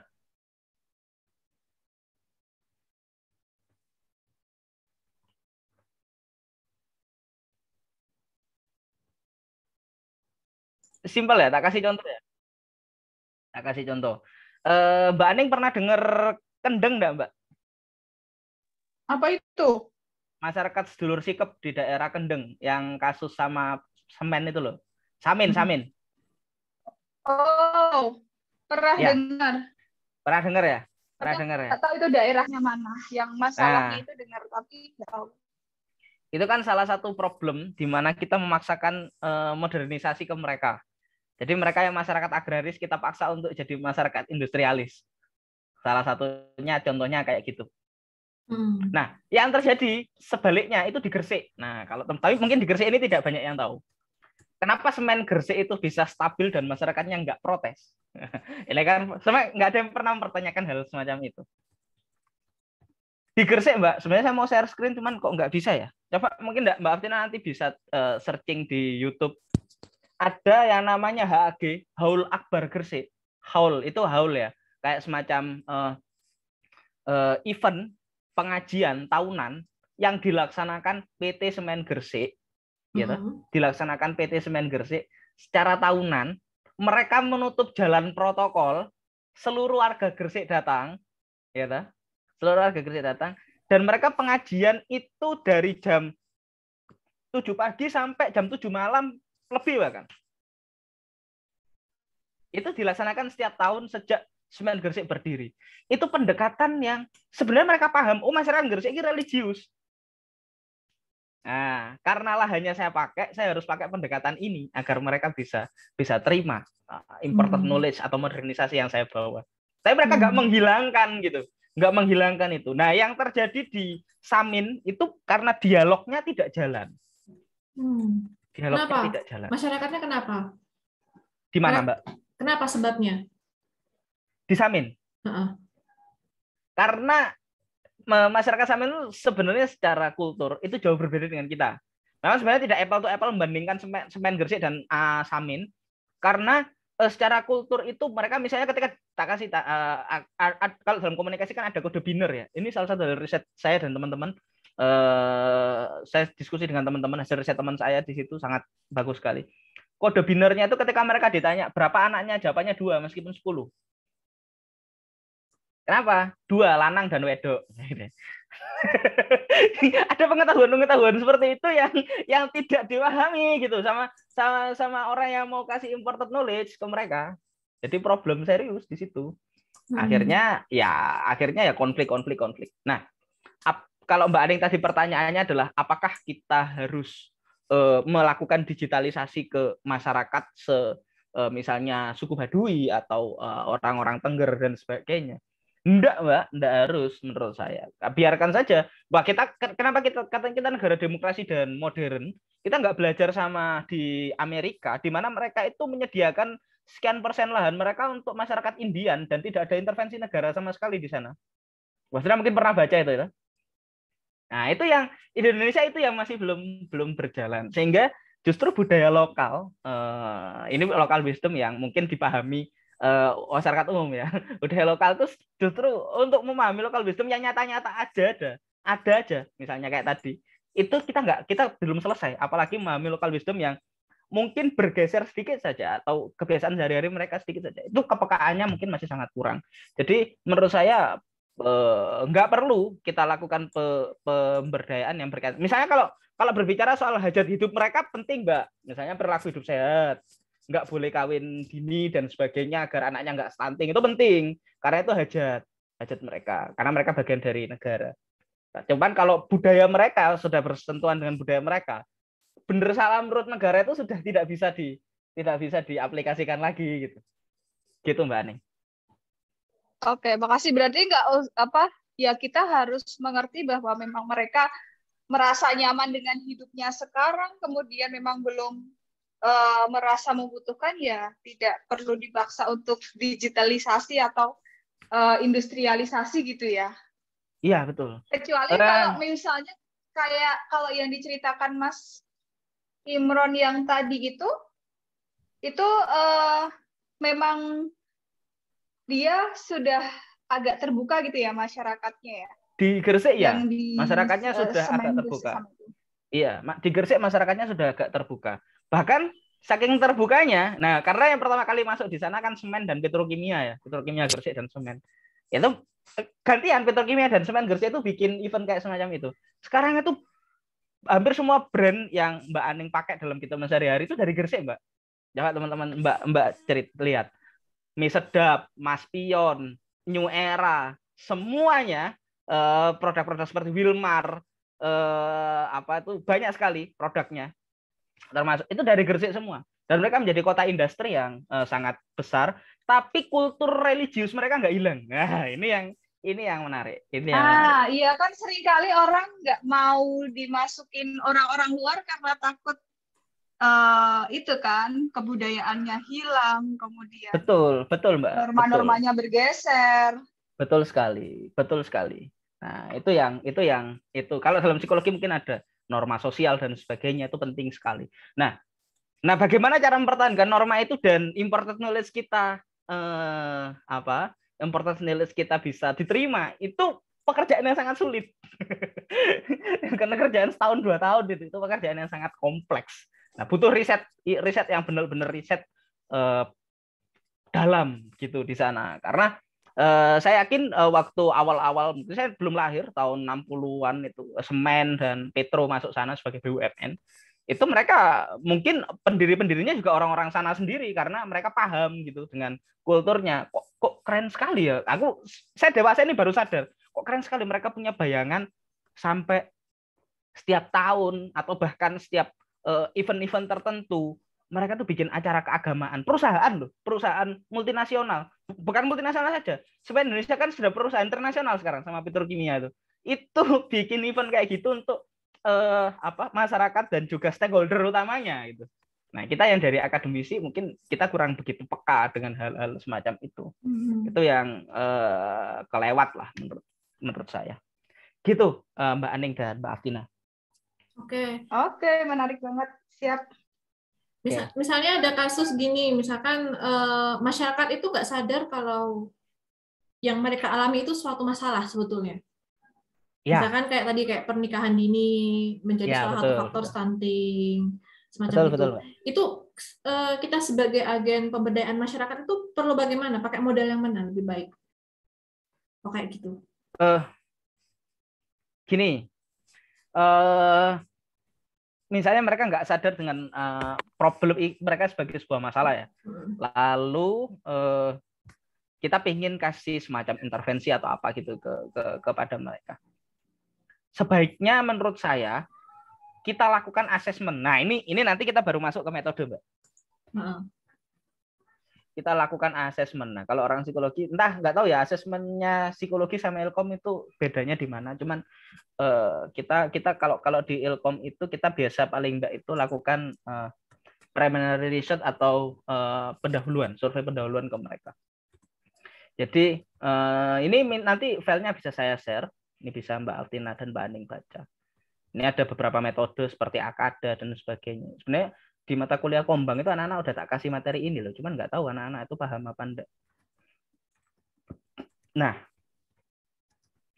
ini misalnya kita pakai chapter 1 misalnya 3 communication component. Jadi ada 3 tahapan yang bisa kita lakukan. Yang pertama kita advokasi. Kita advokasi itu kita kasih informasi dan motivasi leadership untuk mengkreasikan atau membuat lingkungan di mana program itu bisa mencapai keberhasilan atau development goals. Jadi bagaimana agar objektifnya program dan tujuan pembangunan itu menjadi tujuan bersama. Ini menjadi semacam hal yang menurut saya wajib. FGD yang dilakukan Mbak Aftina sebagai bagian dari ini. Mungkin tapi secara teori aja enggak tahu, tapi secara aplikasinya sudah bagian dari ini sebenarnya. Jadi kita namun perlu juga kita lakukan komunikasi yang yang tidak hanya sekali dua kali, Mbak Aptina dan Mbak Aning. Contohnya adalah kalau misalnya soal pernikahan dini tadi itu, sebaiknya kita bisa pakai pendekatan yang pertama itu pendekatan multiplicity. Jadi mereka apa tuh? Kita ajak dialog. Kenapa sih sebenarnya budaya apa sih? Apa mereka nggak tahu ya? Kayak misalnya kasusnya di Ketundan, ya ini bagian dari budaya lah. Daripada mereka maksiat, mending saya nikahkan. Nah, simpel kalau repot kalau sudah kena kayak gitu. Namun problemnya adalah, artinya sebenarnya yang jadi problem adalah problem psikososial masyarakat mungkin yang harus kita gembleng gitu kan.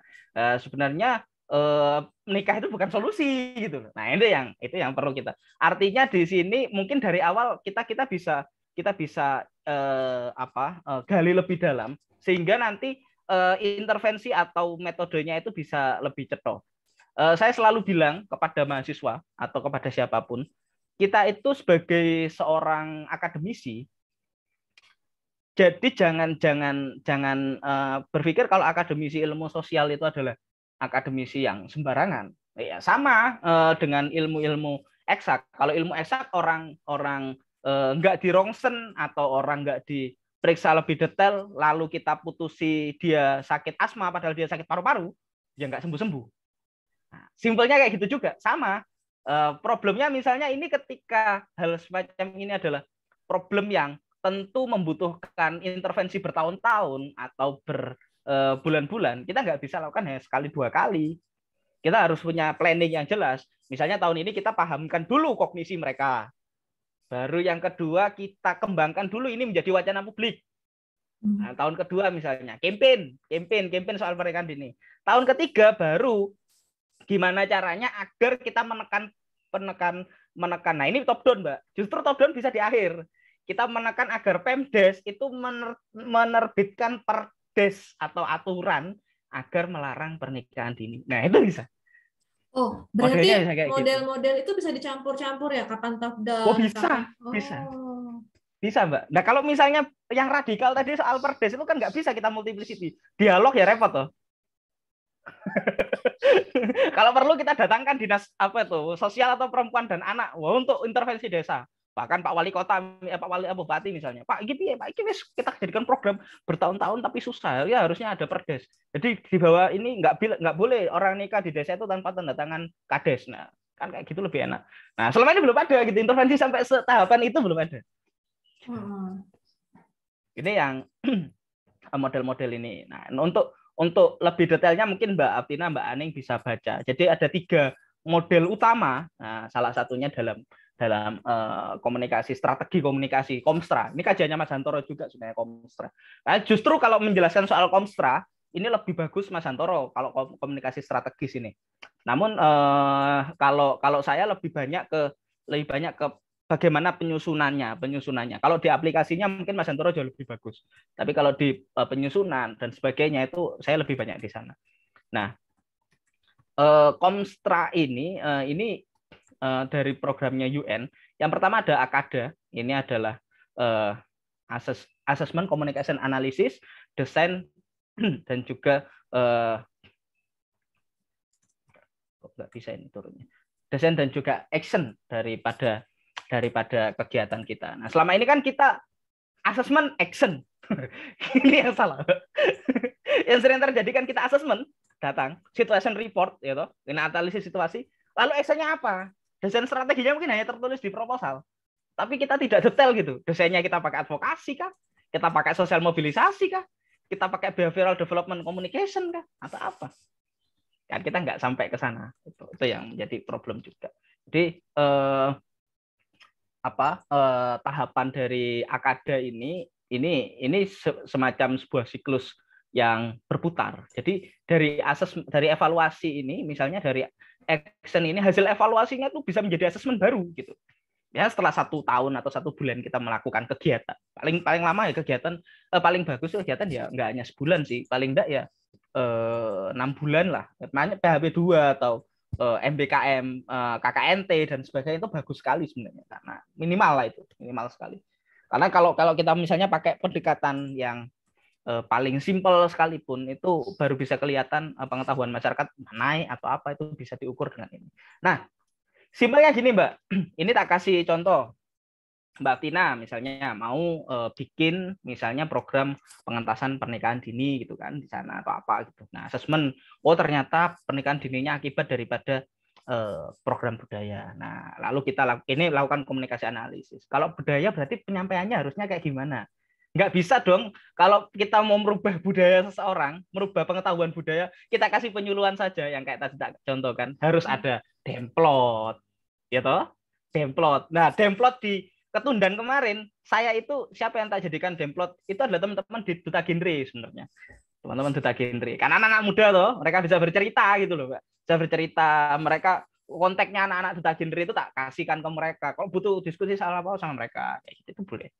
Lalu ada partisipan analisis dan sebagainya. Lalu kemudian kita pakai strategi plan, misalnya kita misalnya kalau sosial mobilisasi ya campaign, misalnya dengan kampanye atau apa. Kalau advokasi ya FGD yang kita lakukan tadi. Lalu nah yang behavioral communication development, perubahan komunikasi, pembangunan perubahan perilaku itu, perubahan tingkah laku dan sebagainya itu juga menjadi strategi juga.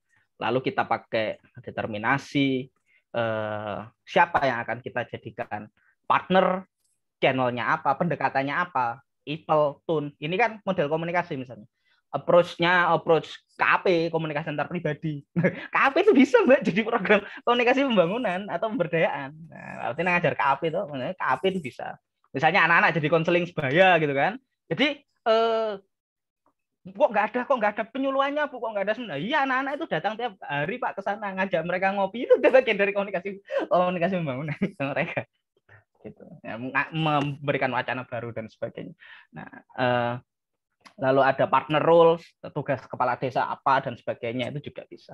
Aktivitasnya, channel. Lalu kita tentukan juga materinya, kita lakukan tes, revisi materi dan sebagainya. Nah, ini di tahapan kayak gini, Mbak. Ini kalau bicara soal asesmen ini, Mbak Tina bisa melakukan pertanyaan. Misalnya Mbak Tina dari asesmen situation report, lalu komunikasi analisis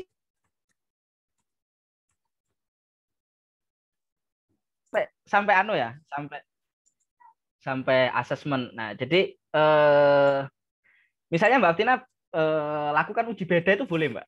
Jadi itu sangat bagus sekali untuk mengukur pengetahuan gitu kan. Kalau tahapan kita pengetahuan atau perilaku itu boleh banget. Gitu. Sebenarnya sebelum dan sesudahnya itu mereka tahunya sampai di mana, kan cara pengukur keberhasilannya kan seperti itu. Jadi Mbak Tina jangan takut nggak bisa riset ketika melakukan pemberdayaan. Nah, salah. Yang salah nggak tahu ya tahapan apa ya di pendidikan tinggi, nggak tahu saya standarnya seperti apa. Harusnya memang riset dan pemberdayaan bisa berjalan beriringan, harusnya. Bahkan ada metode yang namanya PAR, Participation Action Research, itu kan boleh sekali kita kasih intervensi atau pengetahuan tertentu ke masyarakat, lalu kita lihat keberhasilannya seperti apa, itu boleh banget. Jadi asesmen misalnya Mbak Tina lakukan survei pertama, lalu ketika action ini kan tahapan implementation dari plan ini kan Mbak Tina bisa lihat, oh ketika pakai strategi ini efektivitasnya seperti apa, ketika pakai strategi ini efektivitasnya seperti apa, ketika pakai strategi ini. Nah, itu yang namanya monitoring. Kan nggak harus dialog, itu kan nggak harus ketemu langsung toh, bisa melakukan melalui survei seperti itu boleh juga. Lalu ada evaluasinya seperti apa, kan seperti itu. Nah, hasil evaluasinya itu kan di cross check benar-benar dari awal sampai akhir, peningkatannya seperti apa, lalu perbedaannya seperti apa, kemudian asesmen lagi, oh hasilnya kayak gini, sehingga nanti yang melanjutkan, misalnya tahun ini Mbak Tina, tahun depan Mbak Aning, nah harusnya Aning kayak gini nih, kayak gitu. Gitu, Mbak. Itu yang AKD itu salah satunya modelnya seperti itu. Oke. Mau tanya, desain strategy plan ini cuma ada 3 ini, apa memang cuma ini, apa ada yang lain lagi? Sebenarnya kalau di AKD ini, kalau di AKD ini, karena ini berbicara soal strategi komunikasi ya, bukan strategi pemberdayaan masyarakat. Tapi kalau strategi pemberdayaan masyarakat secara kontekstual tadi ada tadi itu. Misalnya gini, behavioral development communication, latihan dan kunjungan atau sekolah lapang tadi yang sekolah gender dan sebagainya, itu bisa masuk behavioral development communication sebenarnya. Jadi bagaimana kita melakukan komunikasi untuk membangun perubahan perilaku. Lalu misalnya campaign, kampanye apa, itu bisa masuk sosial mobilisasi. Ini adalah sebuah garis besar, Mbak, garis besarnya saja. Seperti itu, paling enggak. Gitu. Ini yang AKD. Selanjutnya P-proses. Nah, ini mungkin Mbak Aptina masih nggak tahu sama sekali. Akan kemarin kenalnya dari Mas Hantoro ya. Tapi kalau ini ada P-proses. Nah, ini P-proses ini kalau sebenarnya yang aneh itu bayangan saya di Muhammadiyah itu kan kita dapat hibah dari Bloomberg, dari John Hopkins University ya. Tapi kenapa kita jarang sekali pakai konsepnya P-proses ini misalnya? Karena P-proses ini justru ilmunya dari mereka, dari John Hopkins University gitu kan. Nah, ini ada 5 tahapan dari P-proses.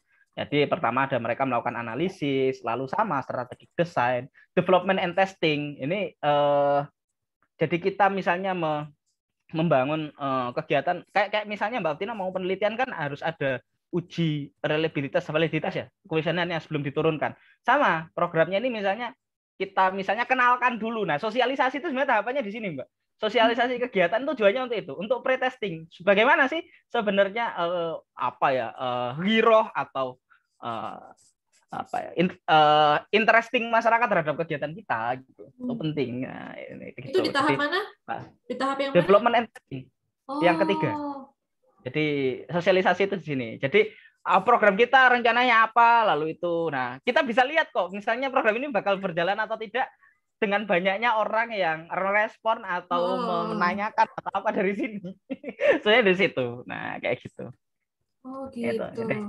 Iya, lalu ada implementation monitoring. Nah, monitoring ini yang jarang sekali dilakukan. Monitoring kok cuman ngelihat ini apa. Ya monitoring harusnya dilakukan secara ilmiah atau kita melakukan survei atau apa, itu penting juga dalam tahapan itu. Nah, lalu ada evaluation dan replanning. Ini P-proses.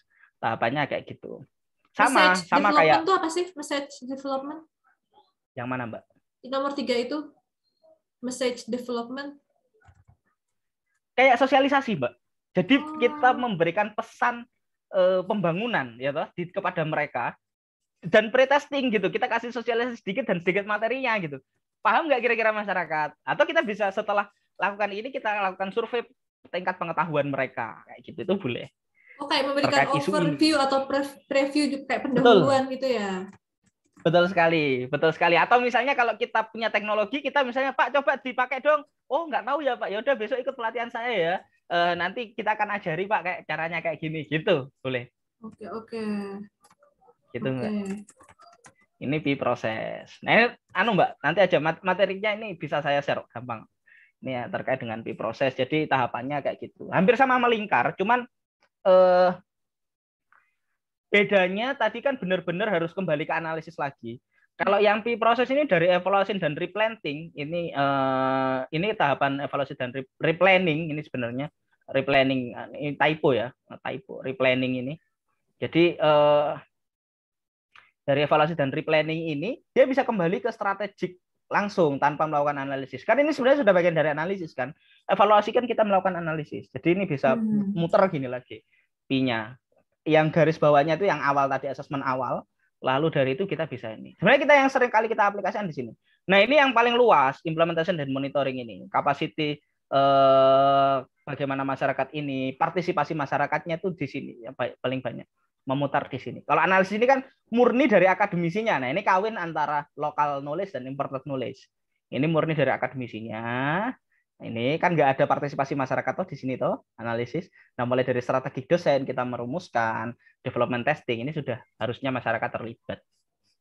Gitu, Mbak Artina. Oke.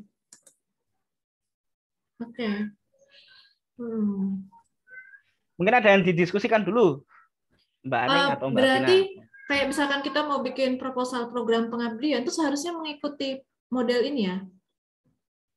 Idealnya. Idealnya. Nah, cuman kan enggak banyak Mbak orang yang paham isu-isu ini soal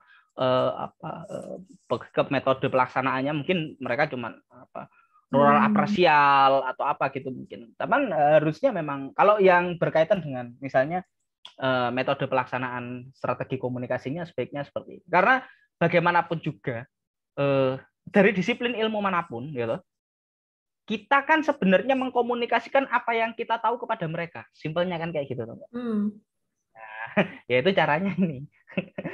Jadi komunikasi pembangunan bukan hanya ilmunya orang komunikasi. Jadi ini ilmu yang general gitu loh, yang sebenarnya bisa dimiliki oleh banyak orang. Oke, Gitu, oke. Mbak.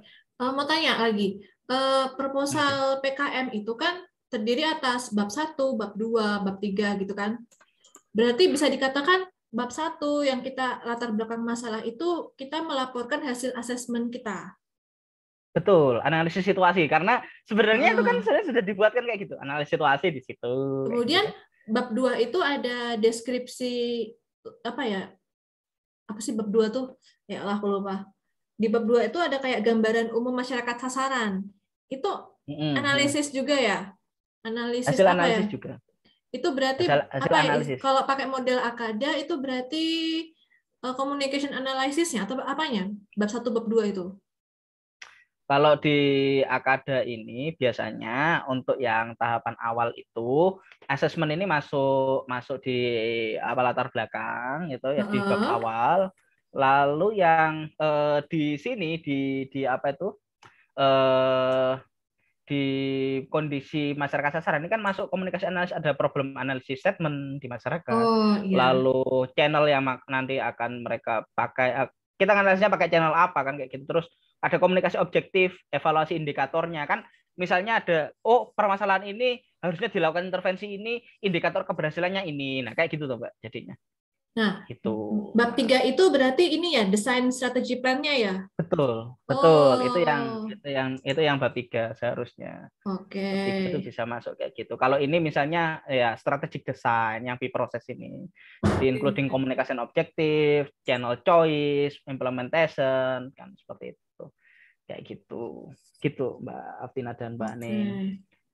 Oke. Nah, Oke, jadi lebih ke apa ya, sistematis tahu dasar teorinya itu proposal pengabdian jadi lebih make sense. lebih make sense. Sebenarnya harusnya make sense, Mbak. Gitu, Mbak. Jadi gitu. Nanti materinya tak share lagi. Mungkin kita sekarang diskusi santai aja. Yang mungkin disulitkan oleh Mbak Aning, Mbak Aftina, atau teman-teman dari psikologi, sebenarnya apa, Mbak? Saya tidak tahu sebenarnya kalau secara disiplin ya. Kalau secara disiplin, kira-kira yang paling sulit gitu. Mungkin saya bisa kasih semacam insight atau apa. Mungkin sebelum ke situ ada beberapa yang mau saya pengen tahu makna istilah-istilahnya. Kayak tadi di ACADA itu di communication analysis ada problem analysis. Problem analysis itu apa? Yang ACADA ya? Bentar. Ada behavioral analysis, ada participation analysis, ada communication channel analysis. Itu maknanya apa sih? Problem analysis itu apa? Problem analisis itu jadi masalah besar yang sebenarnya mereka alami, lalu sebenarnya kita mau ngapain? Itu salah satunya kayak gitu. Kan kalau di proposal kan problem prioritas. Nah, kayak di proposal kan gitu. Problem prioritas mitra, gitu tuh. Lalu ada behavioral mereka, perilakunya itu kita ceritakan di situ, Mbak. Perilaku mereka sehari-hari, partisipasi mereka, misalnya dari sekian orang mereka ternyata sudah bisa melakukan ini atau apa. Nah, yang terjadi adalah selama ini tidak ada komunikasi yang baik antara pemerintah desa dengan mereka. Nah, ini kalau yang keempat ini bisa di skip ya, karena ini orang komunikasi banget. Yang communication channel analisis ini loh, Mbak. Misalnya, communication bisa. Channel analysis itu kayak relasi antar pihak di lokasi itu apa gimana? Bisa seperti itu, bisa antara pihak di lokasi dengan stakeholder, entah pemerintah, entah swasta, entah akademisi. Nah, misalnya kan bisa diceritakan, belum ada universitas yang mengangkat soal ini, itu boleh menceritakan soal itu. Oke. Gitu, boleh. Oke. Nah, kemudian kita tentukan tuh indikator keberhasilan program misalnya. Saya boleh share untuk ini sebenarnya tidak bisa menjadi best practice, cuman kita perlu mengapresiasi anak-anak. Saya nggak nyangka ternyata anak-anak juga bisa gitu. Waktu kemarin PHP itu mereka bikin indikator sendiri gitu, Mbak, sebenarnya. Kayak apa sih hasil kerja mereka, laporan apa ya? Boleh nggak di-share contoh proposal sama laporan akhir mereka? Ada, Mbak. Ada nanti tak share ya. Jadi aku minta tolong di-share banyak hal ya. Iya. Jadi ini misalnya indikator keberhasilan program, hasil perubahan sikap, perilaku. Ini kan mereka bercerita dulu ada masalah soal pernikahan dini dan lain-lain di latar belakang. Mereka bercerita soal itu. Nah, proposalnya lebih simpel sih kalau yang PAP 2. Kalau yang yang DRPM mungkin jauh lebih Nah, misalnya ada indikatornya apa, targetnya ini adalah penyelesaian. Indikatornya apa, perubahan fisik yang terjadi kayak gitu misalnya. Terjalinnya hubungan antara masyarakat. Itu mereka bikin sendiri gitu. Nah, ini menjadikan sekolah gender sebagai kelompok generasi peduli. Aktifnya pemuda-pemudi menjadi kader peduli gender dan sebagainya. Nah, ini kegiatannya dilanjuti oleh organisasi di bawah BEM, misalnya Himapsi, Himanika, dan sebagainya. Seperti itu. Itu mereka bikin. Ini yang soal mata kuliah. Jadi ini mereka bikin sendiri, yang murni mereka bikin sendiri. Yang lainnya mungkin ada intervensi dari saya. Nggak bisa kayak gini, nggak bisa kayak gitu. Nah, kalau yang indikator itu tak tentukan, kalian bikin sendiri, karena nanti kalian yang menjalani. Yang penting rambu-rambunya jangan keluar dari ini. Udah gitu, insya Allah jalan. Gitu, Mbak. Menarik. Udah tahu tahapan metodenya, tahu metode metodologisnya, aku lebih bisa mengikuti. Jadi selama ini kalau hambatanku dengan program pengabdian itu karena selama ini memang tidak pernah ada kelas khusus bagaimana cara membuat program pengembangan komunitas kayak gitu. Memang nggak pernah diajarkan. Dari LPPM kan juga nggak pernah kan program pengabdian masyarakat itu kita diajarkan caranya. Kalau riset itu kan kita udah belajar metodologinya secara otomatis ya. Tapi kan kalau yang pengabdian masyarakat kan kita nggak tahu metodologinya itu seperti apa. Betul. Jadi itu masalah pertamaku di program pengabdian itu. Jadi nggak tahu bagaimana cara memulai. Jadi cuma melihat dari contoh orang-orang, oh kayak gitu. Tapi kadang ada yang nggak make sense. Masalahnya kayak gini, kok caranya cuma kayak gini. Itu nanti menghitung keberhasilannya bagaimana. Jadi makanya stigmaku pada pengabdian masyarakat tuh kadang-kadang miring gitu ya, karena aku merasa program-program itu nggak masuk akal, masalahnya gini tapi kok kayak gini. Kok ada metodologinya. Karena sebenarnya gini, Mbak. Yang ini semua sih, Mbak, dialami semua universitas, nggak cuma Unima. Kita menganggap pengabdian masyarakat bukan kegiatan ilmiah. Ada ilmunya. Kami yang dari disiplin pemberdayaan masyarakat itu kan ada.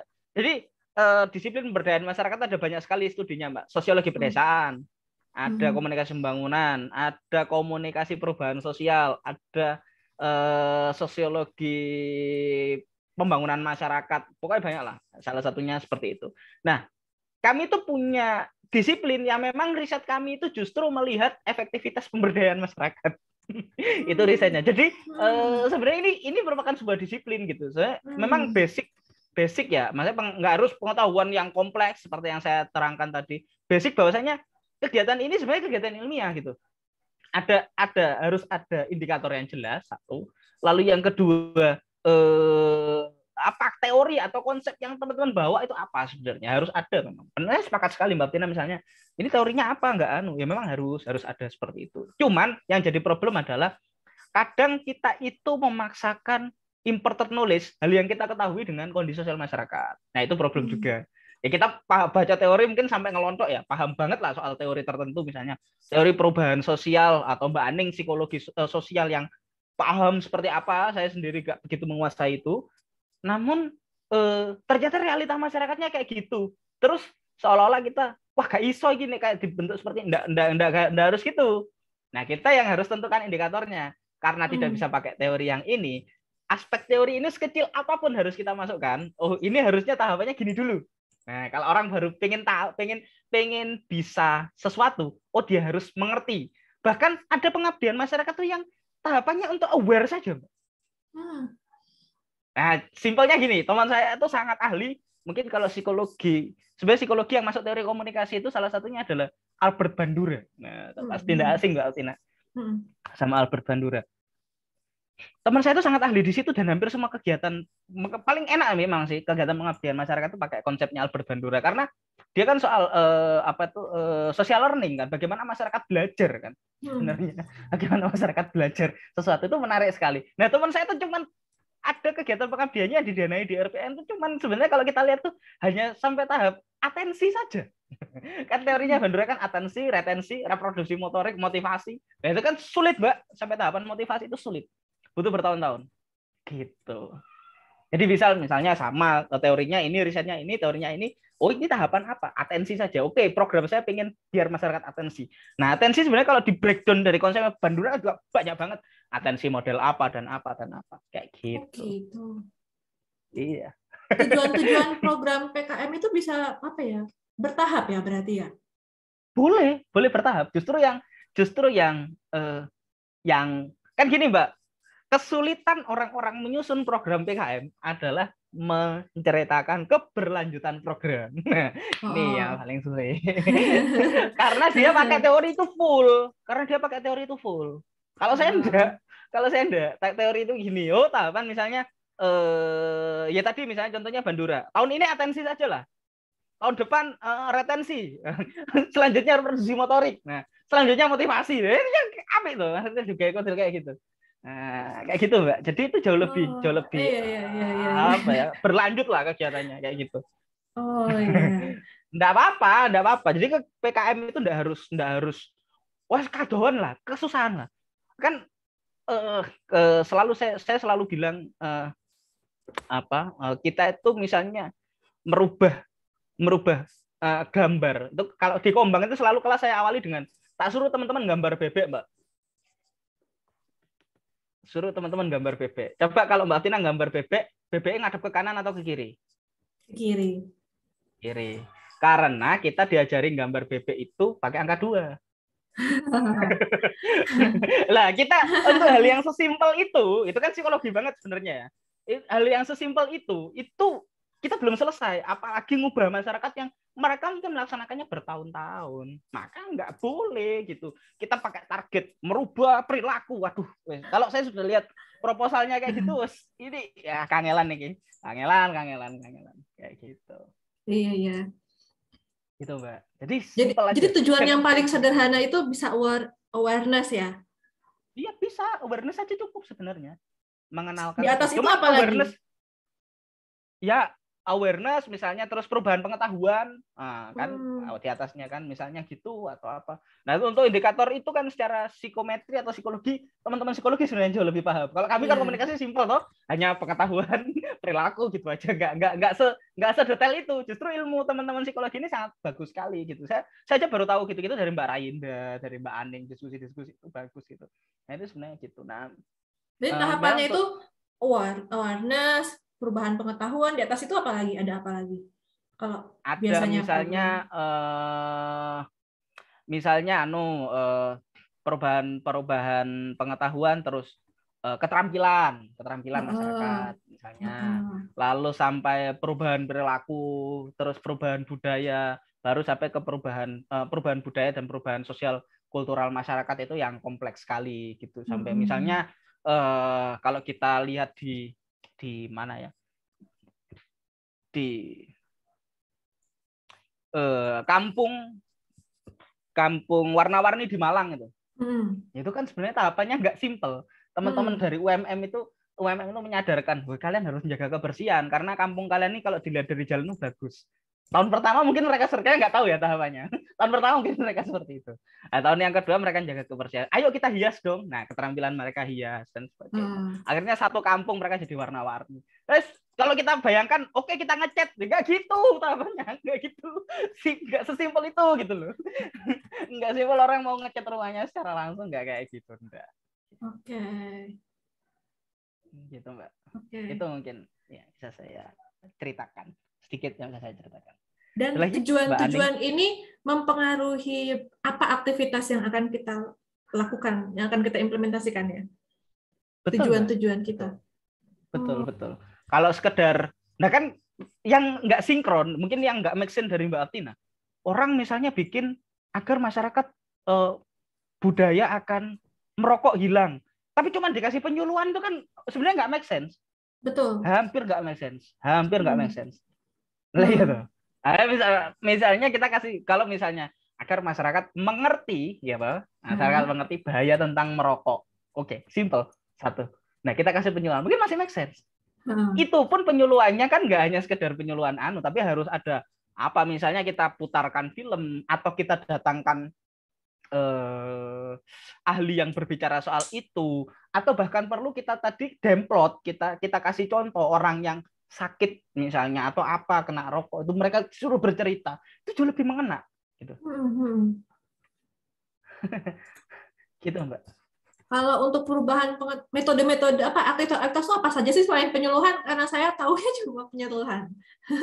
Ini tadi yang di materi awal tadi saya itu Mbak. Jadi ada demplot. Demplot itu apa tuh kok? Demplot namanya demplot. Demplot itu saya enggak tahu singkatannya, cuman itu sebuah istilah di mana kita kayak semacam bikin ruang pamer atau workshop. Nah, simpelnya workshop. Demplot itu workshop. Jadi misalnya Mbak Altina contohnya adalah ketika kita karena memang eksakta itu jauh lebih enak ya. Misalnya contoh-contoh demplotnya itu menarik. Misalnya kalau Pak Muji misalnya, Pak, kalau misalnya sampean membakar kopi pakai areng, pakai anu itu biayanya kayak gini loh Pak. Nah ini loh, coba contoh nih, Bapak anu ini, Bapak X misalnya. Ini tak bikinkin alat roasting, modalnya sekitar segini. Ini penghasilannya sehari bisa segini. Itu demplot, Mbak. Oh, itu demplot namanya. Demplot. Itu istilah itu yang juga itu yang di mana-mana orang paham. Demplot itu istilah itu. Paham, demplot paham. Bu Retno sangat paham sekali demplot. Demplot paham. Nah, kemarin waktu di GNRM itu kan saya sangat apresiasi Bu Retno itu, Bu, kita mau bikinkan ini sedesa. Nggak usah Pak Im, itu kita demplot saja di rumah kepala desa biar masyarakat tahu. Oh, gitu. Jadi gitu. Oh, gitu. Oke, apalagi aktivitasnya selain penyuluhan, selain demplot? Pendampingan. Nah, pendampingan itu simpelnya itu apa? Untuk apa? Untuk apa pendampingan itu? Pendampingan itu ketika sudah di luar pengetahuan, Mbak. Misalnya keterampilan atau perubahan perilaku dan sebagainya itu pendampingan. Kita jadi kayak semacam konselor sebenarnya di sana. Tidak hanya sekedar datang.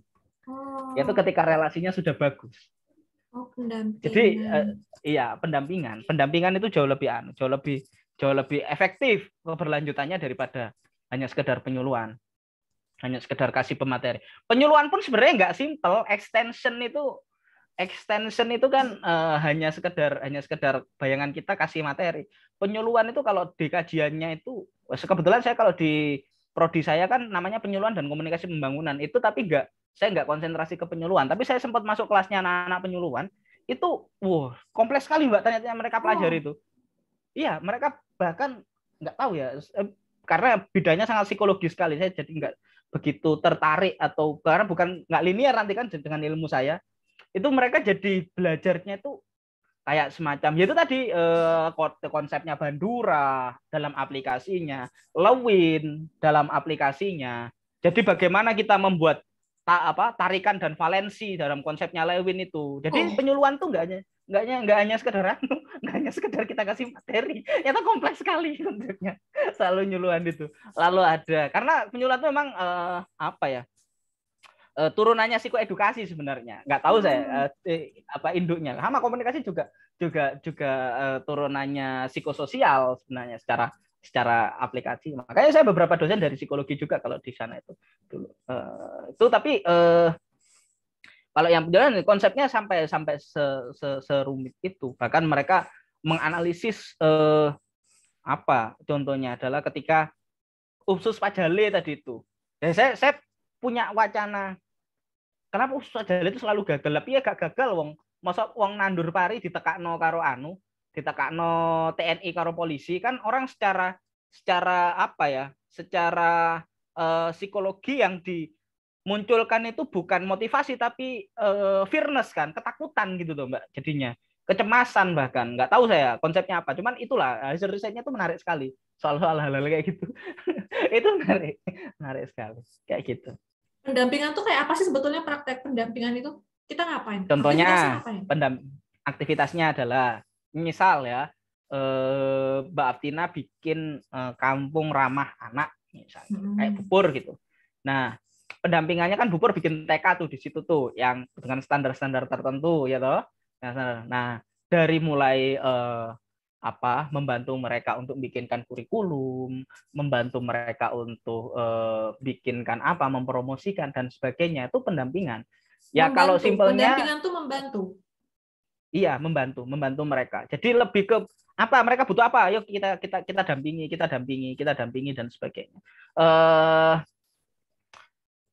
Pendampingan tuh yang kalau di Unima, pendampingan yang dilakukan LPPM dan lembaga lainnya itu ya nggak pendampingan gitu aja simpelnya. LPPM kan misalnya dari awal ya kita diajari cara bikin proposal, sitasi itu seperti apa, perbaiki goal scholar. Kan mereka benar-benar datang door to door gitu Mbak ke tempat kita dan bahkan kita datang ke sana kita terima dan sebagainya. Sebenarnya pendampingan soal yang tadi itu apa tuh yang dalam istilah konsep saya itu engagement masyarakatnya itu sudah terjadi dan kita sama-sama tahu gitu. Misalnya kalau saya dari pihak pemberdaya, saya butuh tanda tangan atau saya butuh laporan dan sebagainya, sana bisa menyediakan dan sebagainya. Tapi ketika nanti mereka butuh apa, saya bisa membantu untuk menyediakan, termasuk jaringannya dan sebagainya kayak gitu.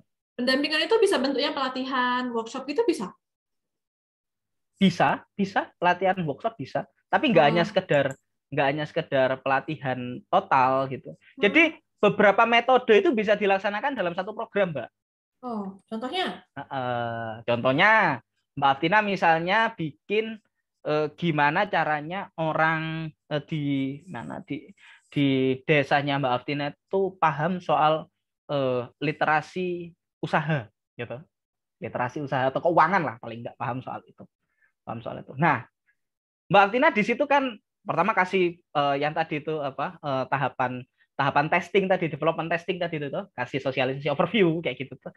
Nah, Mbak ini piye. Oke, Mbak, besok saya datangkan misalnya Mbak Nia atau Mbak Ida soal literasi keuangan jauh lebih paham. Dan dia bercerita, saya tuh bisa loh Pak, berhasil dapat uang segini itu bagian dari Demplot sebenarnya. Kita menceritakan keberhasilan orang, kita praktekkan gitu. Kalau sosial mungkin Demplotnya semacam itu ya, testimonial lah. Demplot itu testimonial lah, konsepnya kayak gitu. Nah itu salah satunya. Lalu yang kedua itu Demplot. Jadi dalam tahapan itu kita bisa melakukan Demplot. Lalu kedua kita bisa melakukan penyuluhan juga. Penyuluhan misalnya, oh Pak kayaknya ini kalau dari konsepnya tuh kayak gini. Bapak ayo kita praktekkan dong dalam teman-teman kayak gini. Itu sudah Demplot. Lalu misalnya kita lakukan sudah penyuluhan. Kita lakukan sekolah lapang. Contohnya ayo kita misalnya butuh nih Pak Desa dibantu dong. Ini integrasi ya, sekolah lapang dan juga Demplot. Dibantu dong misalnya di sebelah kantor desa itu kita bangun semacam koperasi investasi gitu kan. Masyarakat misalnya nabung karena mereka nggak punya teknologi untuk nabung di bibit atau nabung di apa, mereka tinggal datang ke situ kita yang nabungkan. Nah kan bisa tuh. Apa sekolah lapang? Iya, sekolah lapang. Sekolah lapang apa? Maksudnya sekolah lapang tuh sekolah lapangan. Iya, jadi kita kayak ngasih kurikulum, kayak ngajar gitu ke mereka. Tapi ada tahapnya. Misalnya Pak harus ikut semua ya. Harus ikut semua kita biasanya sih ada Mbak, ada rewardnya. Misalnya ketika mereka yang datang kelompok ini misalnya kita kasih bantuan apa. Mereka kita datang ini kita kasih bantuan apa. Biasanya kalau di pertanian itu sekolah lapang kelompok tani yang full datang akan dikasih bantuan benih. Kan seperti itu. Biasanya kayak gitu. Kayak kursus. Biasanya. Sekolah lapang itu kayak kursus. Iya. Kayak kursus. Boleh kita kasih kursus ke mereka. Oh, pelatihan kursus itu bisa jadi program juga ya? Bisa. Pelatihan kursus. Misalnya kursus soal ABCD misalnya. Atau misalnya di desa sana itu enggak bisa loh asesmen masyarakat. Oh, gampang Pak, nanti kita kasih kursus metodologi sederhana. Jarang loh, ayo. Itu penting ya. Kita nggak pernah mikir sampai seperti itu, Mbak. Iya toh, penting loh. Banyak loh. Padahal kan mereka butuh maksudnya bagaimana observasi yang baik. Lalu apa untuk menyusun program mereka sendiri. Nah, kadang mereka nggak pendidikan tinggi kayak gitu, boleh. Gitu, Mbak. Kalau yang kemarin di proposal kalian itu mau ada training of trainer itu apa? Masuk apa itu? Training of trainer itu bisa masuk sekolah lapang karena orang-orang yang nanti jadi trainer itu kan kita kasih pelatihan betul, kita kasih pelatihan dan dia nanti akan mentraining orang-orang yang ada di sana. Iya. Gitu. TOT. Banyak metodenya ternyata ya, banyak aktivitas yang bisa dilakukan ya. banyak, Mbak. Nggak hanya sekedar penyuluhan. Makanya aku agak, waduh kok gini banget sih, kok mau datang ngasih materi, apalagi bawa proyektor, gitu. Nggak asik lah menurut saya kayak gitu. Harusnya ya ada skill tertentu yang bisa kita bagi. Nah, misalnya asik nih, Ilkom misalnya bisa loh. Program-programnya Mbak Santi dan teman-teman kan selalu tak arahkan, Mbak Caca ki wong-wong ki kayak literasi soal media, Mbak. Jadi apa caranya mereka nggak konten, mereka gimana caranya mereka bikin video, gimana caranya mereka mendesain, itu bagus. Jadi ketika lepas dari kita ilmunya nggak putus gitu. Kayak gitu, Mbak. Ya. Menarik. Selama kamu Menarik, melakukan kegiatan pengabdian selama ini, yang paling berhasil apa? Mungkin ada best practice-nya buat kita. Kalau dibilang berhasil 100% nggak bisa, Mbak. Karena saya tidak bisa mengklaim itu karena karena saya punya paradigma pengabdian nggak bisa dilakukan hanya dalam 1-2 tahun. Cuman yang menurut saya kelihatan hasilnya itu yang sama Pak Bagio. Oh, itu gimana? Di Cepogo. Itu kan dari desa binaannya Unima toh. Nah, itu karena demplotnya berhasil, ada manfaat masyarakat dan masyarakatnya nggak perlu dikasih pelatihan sebenarnya, itu pendampingan. Jadi mereka sudah tahu teknologinya, mereka cuma didampingi. Mas, kalau misalnya bikin proposal untuk dinas pariwisata piye? Nah gini Pak caranya Pak. Mas, kalau misalnya saya mau ikut lomba ini piye? Ayo Pak, ini diperbaiki, ini kayaknya perlu. Gitu aja Pak. Itu juga bagian dari pengabdian sebenarnya. Itu yang sangat karena mereka sudah bertahun-tahun. Pak Bagio yang sudah bertahun-tahun di sana, kami hanya sedikit menyempurnakan dari aspek mungkin dari manajemen keuangannya, Mbak Anissa Hakim itu jauh lebih bagus. Dan sekarang kerennya itu satu desa itu lampu jalannya itu udah nggak pakai PLN, pakai biogas. Kayak gitu. Selama ini biogas baunya nggak enak karena kotoran baunya nggak enak karena dimasukkan biogas, jadi nggak ada baunya. Terus daerahnya lebih bersih, listriknya bisa dimanfaatkan oleh masyarakat. Tapi itu kan melalui berbagai macam pendekatan. Ada pendekatan motivasi. Tak ceritakan juga misalnya bagaimana kita bisa menjual desa kita secara tanda kutip gitu kan, hospitality. Jadi orang ke sini itu jangan pernah kita berpikiran ala orang kota, karena justru orang datang ke desa itu kan menariknya itu kegiatan mereka sehari-hari itu sudah menarik bagi orang desa gitu. Kayak gitu. Jadi program pengabdian masyarakat yang berhasil itu yang apa? Indikatornya ya? Yang terpenuhi indikatornya, Mbak. Simpelnya. Jadi kita bikin target itu terpenuhi sebenarnya kalau secara kita pribadi berhasil. Tapi tanggung jawab sosialnya nggak berhenti di situ. Dari hasil asesmen itu kepuasan masyarakat itu sampai berapa persen. Nah, kayak gitu. Itu yang berhasil. Kayak gitu. Jadi enggak hanya sekedar target kita misalnya luaran itu terpenuhi, oke, selesai tinggal pulang, enggak gitu. Tapi masyarakat itu puas enggak sih secara atensi atau secara persepsi mereka terhadap kegiatan kita itu mereka seneng atau bahkan mereka kesel. Enggak apa-apa, itu kita terima aja, berarti ada yang perlu kita evaluasi. Nah, problemnya adalah ini problem, kalau saya bilang problem langitan, Mbak. Apa itu? Mbak Aning, suaraku nggak kedengeran ya? Kenapa? Mau ngomong Mbak Aning, masih ke-mute.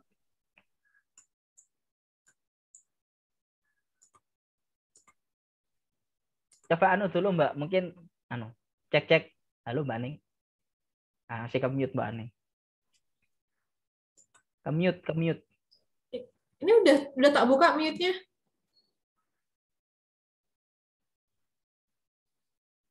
Suaranya nggak ada nih. Chat aja Mbak, kalau ada yang tanyakan chat aja. Nggak apa-apa. Tadi sampai mana Mbak? Program langit. Langitan. Masalah langitan apa? Masalah langitan. Kita sebagai kaum langitan. simpelnya kaum langitan tuh gini, Mbak. Mungkin bahasa saya agak ngawur ya, tapi kita tuh akademisi tuh kayak so iye banget menurut saya sih. Rata-rata ya. So iye, so apa ya? So nggak mau disalahkan. Itu jadi problem besar. Kenapa? Karena gini, kok masyarakatnya gini sih, padahal kita udah tahu kayak gitu. Terus apa sih masyarakat ini kok responnya kayak gitu dan sebagainya. Banyak yang seperti itu, Mbak. Bukan hanya di Unima, tapi di beberapa disiplin atau di beberapa kampus lain juga kayak gitu. Karena gini, kadang kita nggak tahu apa yang kita sampaikan itu sebenarnya nyinggung. Yang kita sampaikan itu sebenarnya menjadi problem apa enggak. Harusnya kita tetap membumi. Dievaluasi masyarakat itu ya memang kalau salah ya kita akui salah. Itu yang jarang sekali terjadi. Kok seolah-olah hampir tak lihat kok nggak ada ya. Misalnya apa sekeren ini orang-orang di seluruh Indonesia atau di Unima atau dimanapun kok nggak ada program yang mendapat evaluasi buruk gitu dari masyarakat. Padahal kalau ada kan itu sebenarnya bagus sekali gitu kan. Sebagai akademisi kan justru kita harus terima gitu. Itu merupakan kritik gitu. Oh, kita harus ada upgrading tertentu terkait hal ini. Oh nggak ada, semuanya kok seolah-olah baik. Nah itu yang mungkin mereka mengupgrade atau merubah hasil statistikanya atau apa saya juga nggak tahu gitu kan. Tapi kok keren sekali gitu, kok nggak ada masalah. Padahal programnya ngono-ngono kuwi. Atau bahkan mungkin masyarakat nggak tahu kalau misalnya ini berhasil apa enggak dan sebagainya. Makanya komunikasi di awal yang baik itu penting sekali. Iya. Alhamdulillah kita belajar banyak sekali. Sayang yang ikut acara ini hanya sedikit. Aning, ada yang mau kamu sampaikan dulu, Ning? Ya Allah, sudah 2 jam ternyata. Lama banget. Aning, suaramu nggak bisa keluar ya? Iya, nggak apa-apa. Oke. Itu aja mungkin, Imron. Aku udah belajar banyak banget. Mungkin kita foto bersama dulu. Yuk, saya foto kenang-kenangan. Kita belajar bagaimana cara membuat program komunikasi pembangunan. Aning udah siap, Imron? Kita foto dulu. 1, 2, 3. Dah. Oke. Ya, itu mungkin yang bisa saya sampaikan Mbak Tina, Mbak Aning, tadi Mbak Sandi ada, Mbak Rainda. Mungkin nggak banyak ya, karena ini disiplin. Sama kayak misalnya Mbak Aning yang psikologi sosial tentu nggak bisa disampaikan dalam 1-2 kali pertemuan. Jadi mungkin tak kasih garis besarnya terkait misalnya ada temuan tertentu atau kesulitan apa, enggak apa-apa. Mungkin jika memang saya dirasa bisa menjawab problem itu, kita bisa diskusi seperti itu, enggak apa-apa. Karena dimanapun kita harus tetap kolaborasi. Jadi intinya adalah yang perlu saya tekankan adalah kadang kerangka ideal kita, imported knowledge kita di dunia akademis itu berbanding 180 derajat dengan local knowledge mereka. Itu yang perlu kita kita evaluasi bareng-bareng dalam tahap pemberdayaan masyarakat. Maka memang tapi sebenarnya itu justru membuat program itu semakin make sense untuk dilakukan. Jadi ketika Mbak Altina menemukan program tidak make sense, itu mungkin ada kesalahan prosesnya, ada kesalahan metodisnya, atau mungkin ada kesalahan asesmen awalnya. Jadi itu penting sekali. Program pengabdian masyarakat bukan program lawan daripada program riset, atau ini pengabdian ini riset menjadi 2 dikotomi, bukan seperti itu. Tapi sebenarnya ini bisa berjalan secara bersama-sama, atau bahkan kita bisa melaksanakan riset dalam program pengabdian masyarakat. Seperti itu, Mbak Aftina dan Mbak Aning. Tetap semangat dan mohon maaf tadi kalau misalnya bahasa saya ada yang kacau dan sebagainya. Gitu. Mungkin itu saja. Banyak. Kita belajar banyak banget karena saya juga Aning butuh belajar caranya melakukan pengabdian pada masyarakat. Kalau saya pribadi saya harus belajar ini karena ini tridharma yang saya paling lemah. Saya paling nggak tahu caranya. Jadi makasih banget Imron, jazakallah, semoga ilmunya barokah, bisa bermanfaat dan bisa saya coba praktekkan di program pengabdian masyarakat selanjutnya. Juga bisa dipakai untuk membimbing mahasiswa kalau mau pengabdian masyarakat juga. Ditarget aja Bu Adek, besok terbit PHP 2.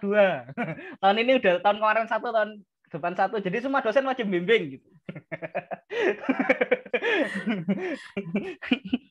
Ya, Ya, itu udah, saja coba. mungkin. Oke. Makasih Imron, waktunya sudah Iya, pukul Mbak.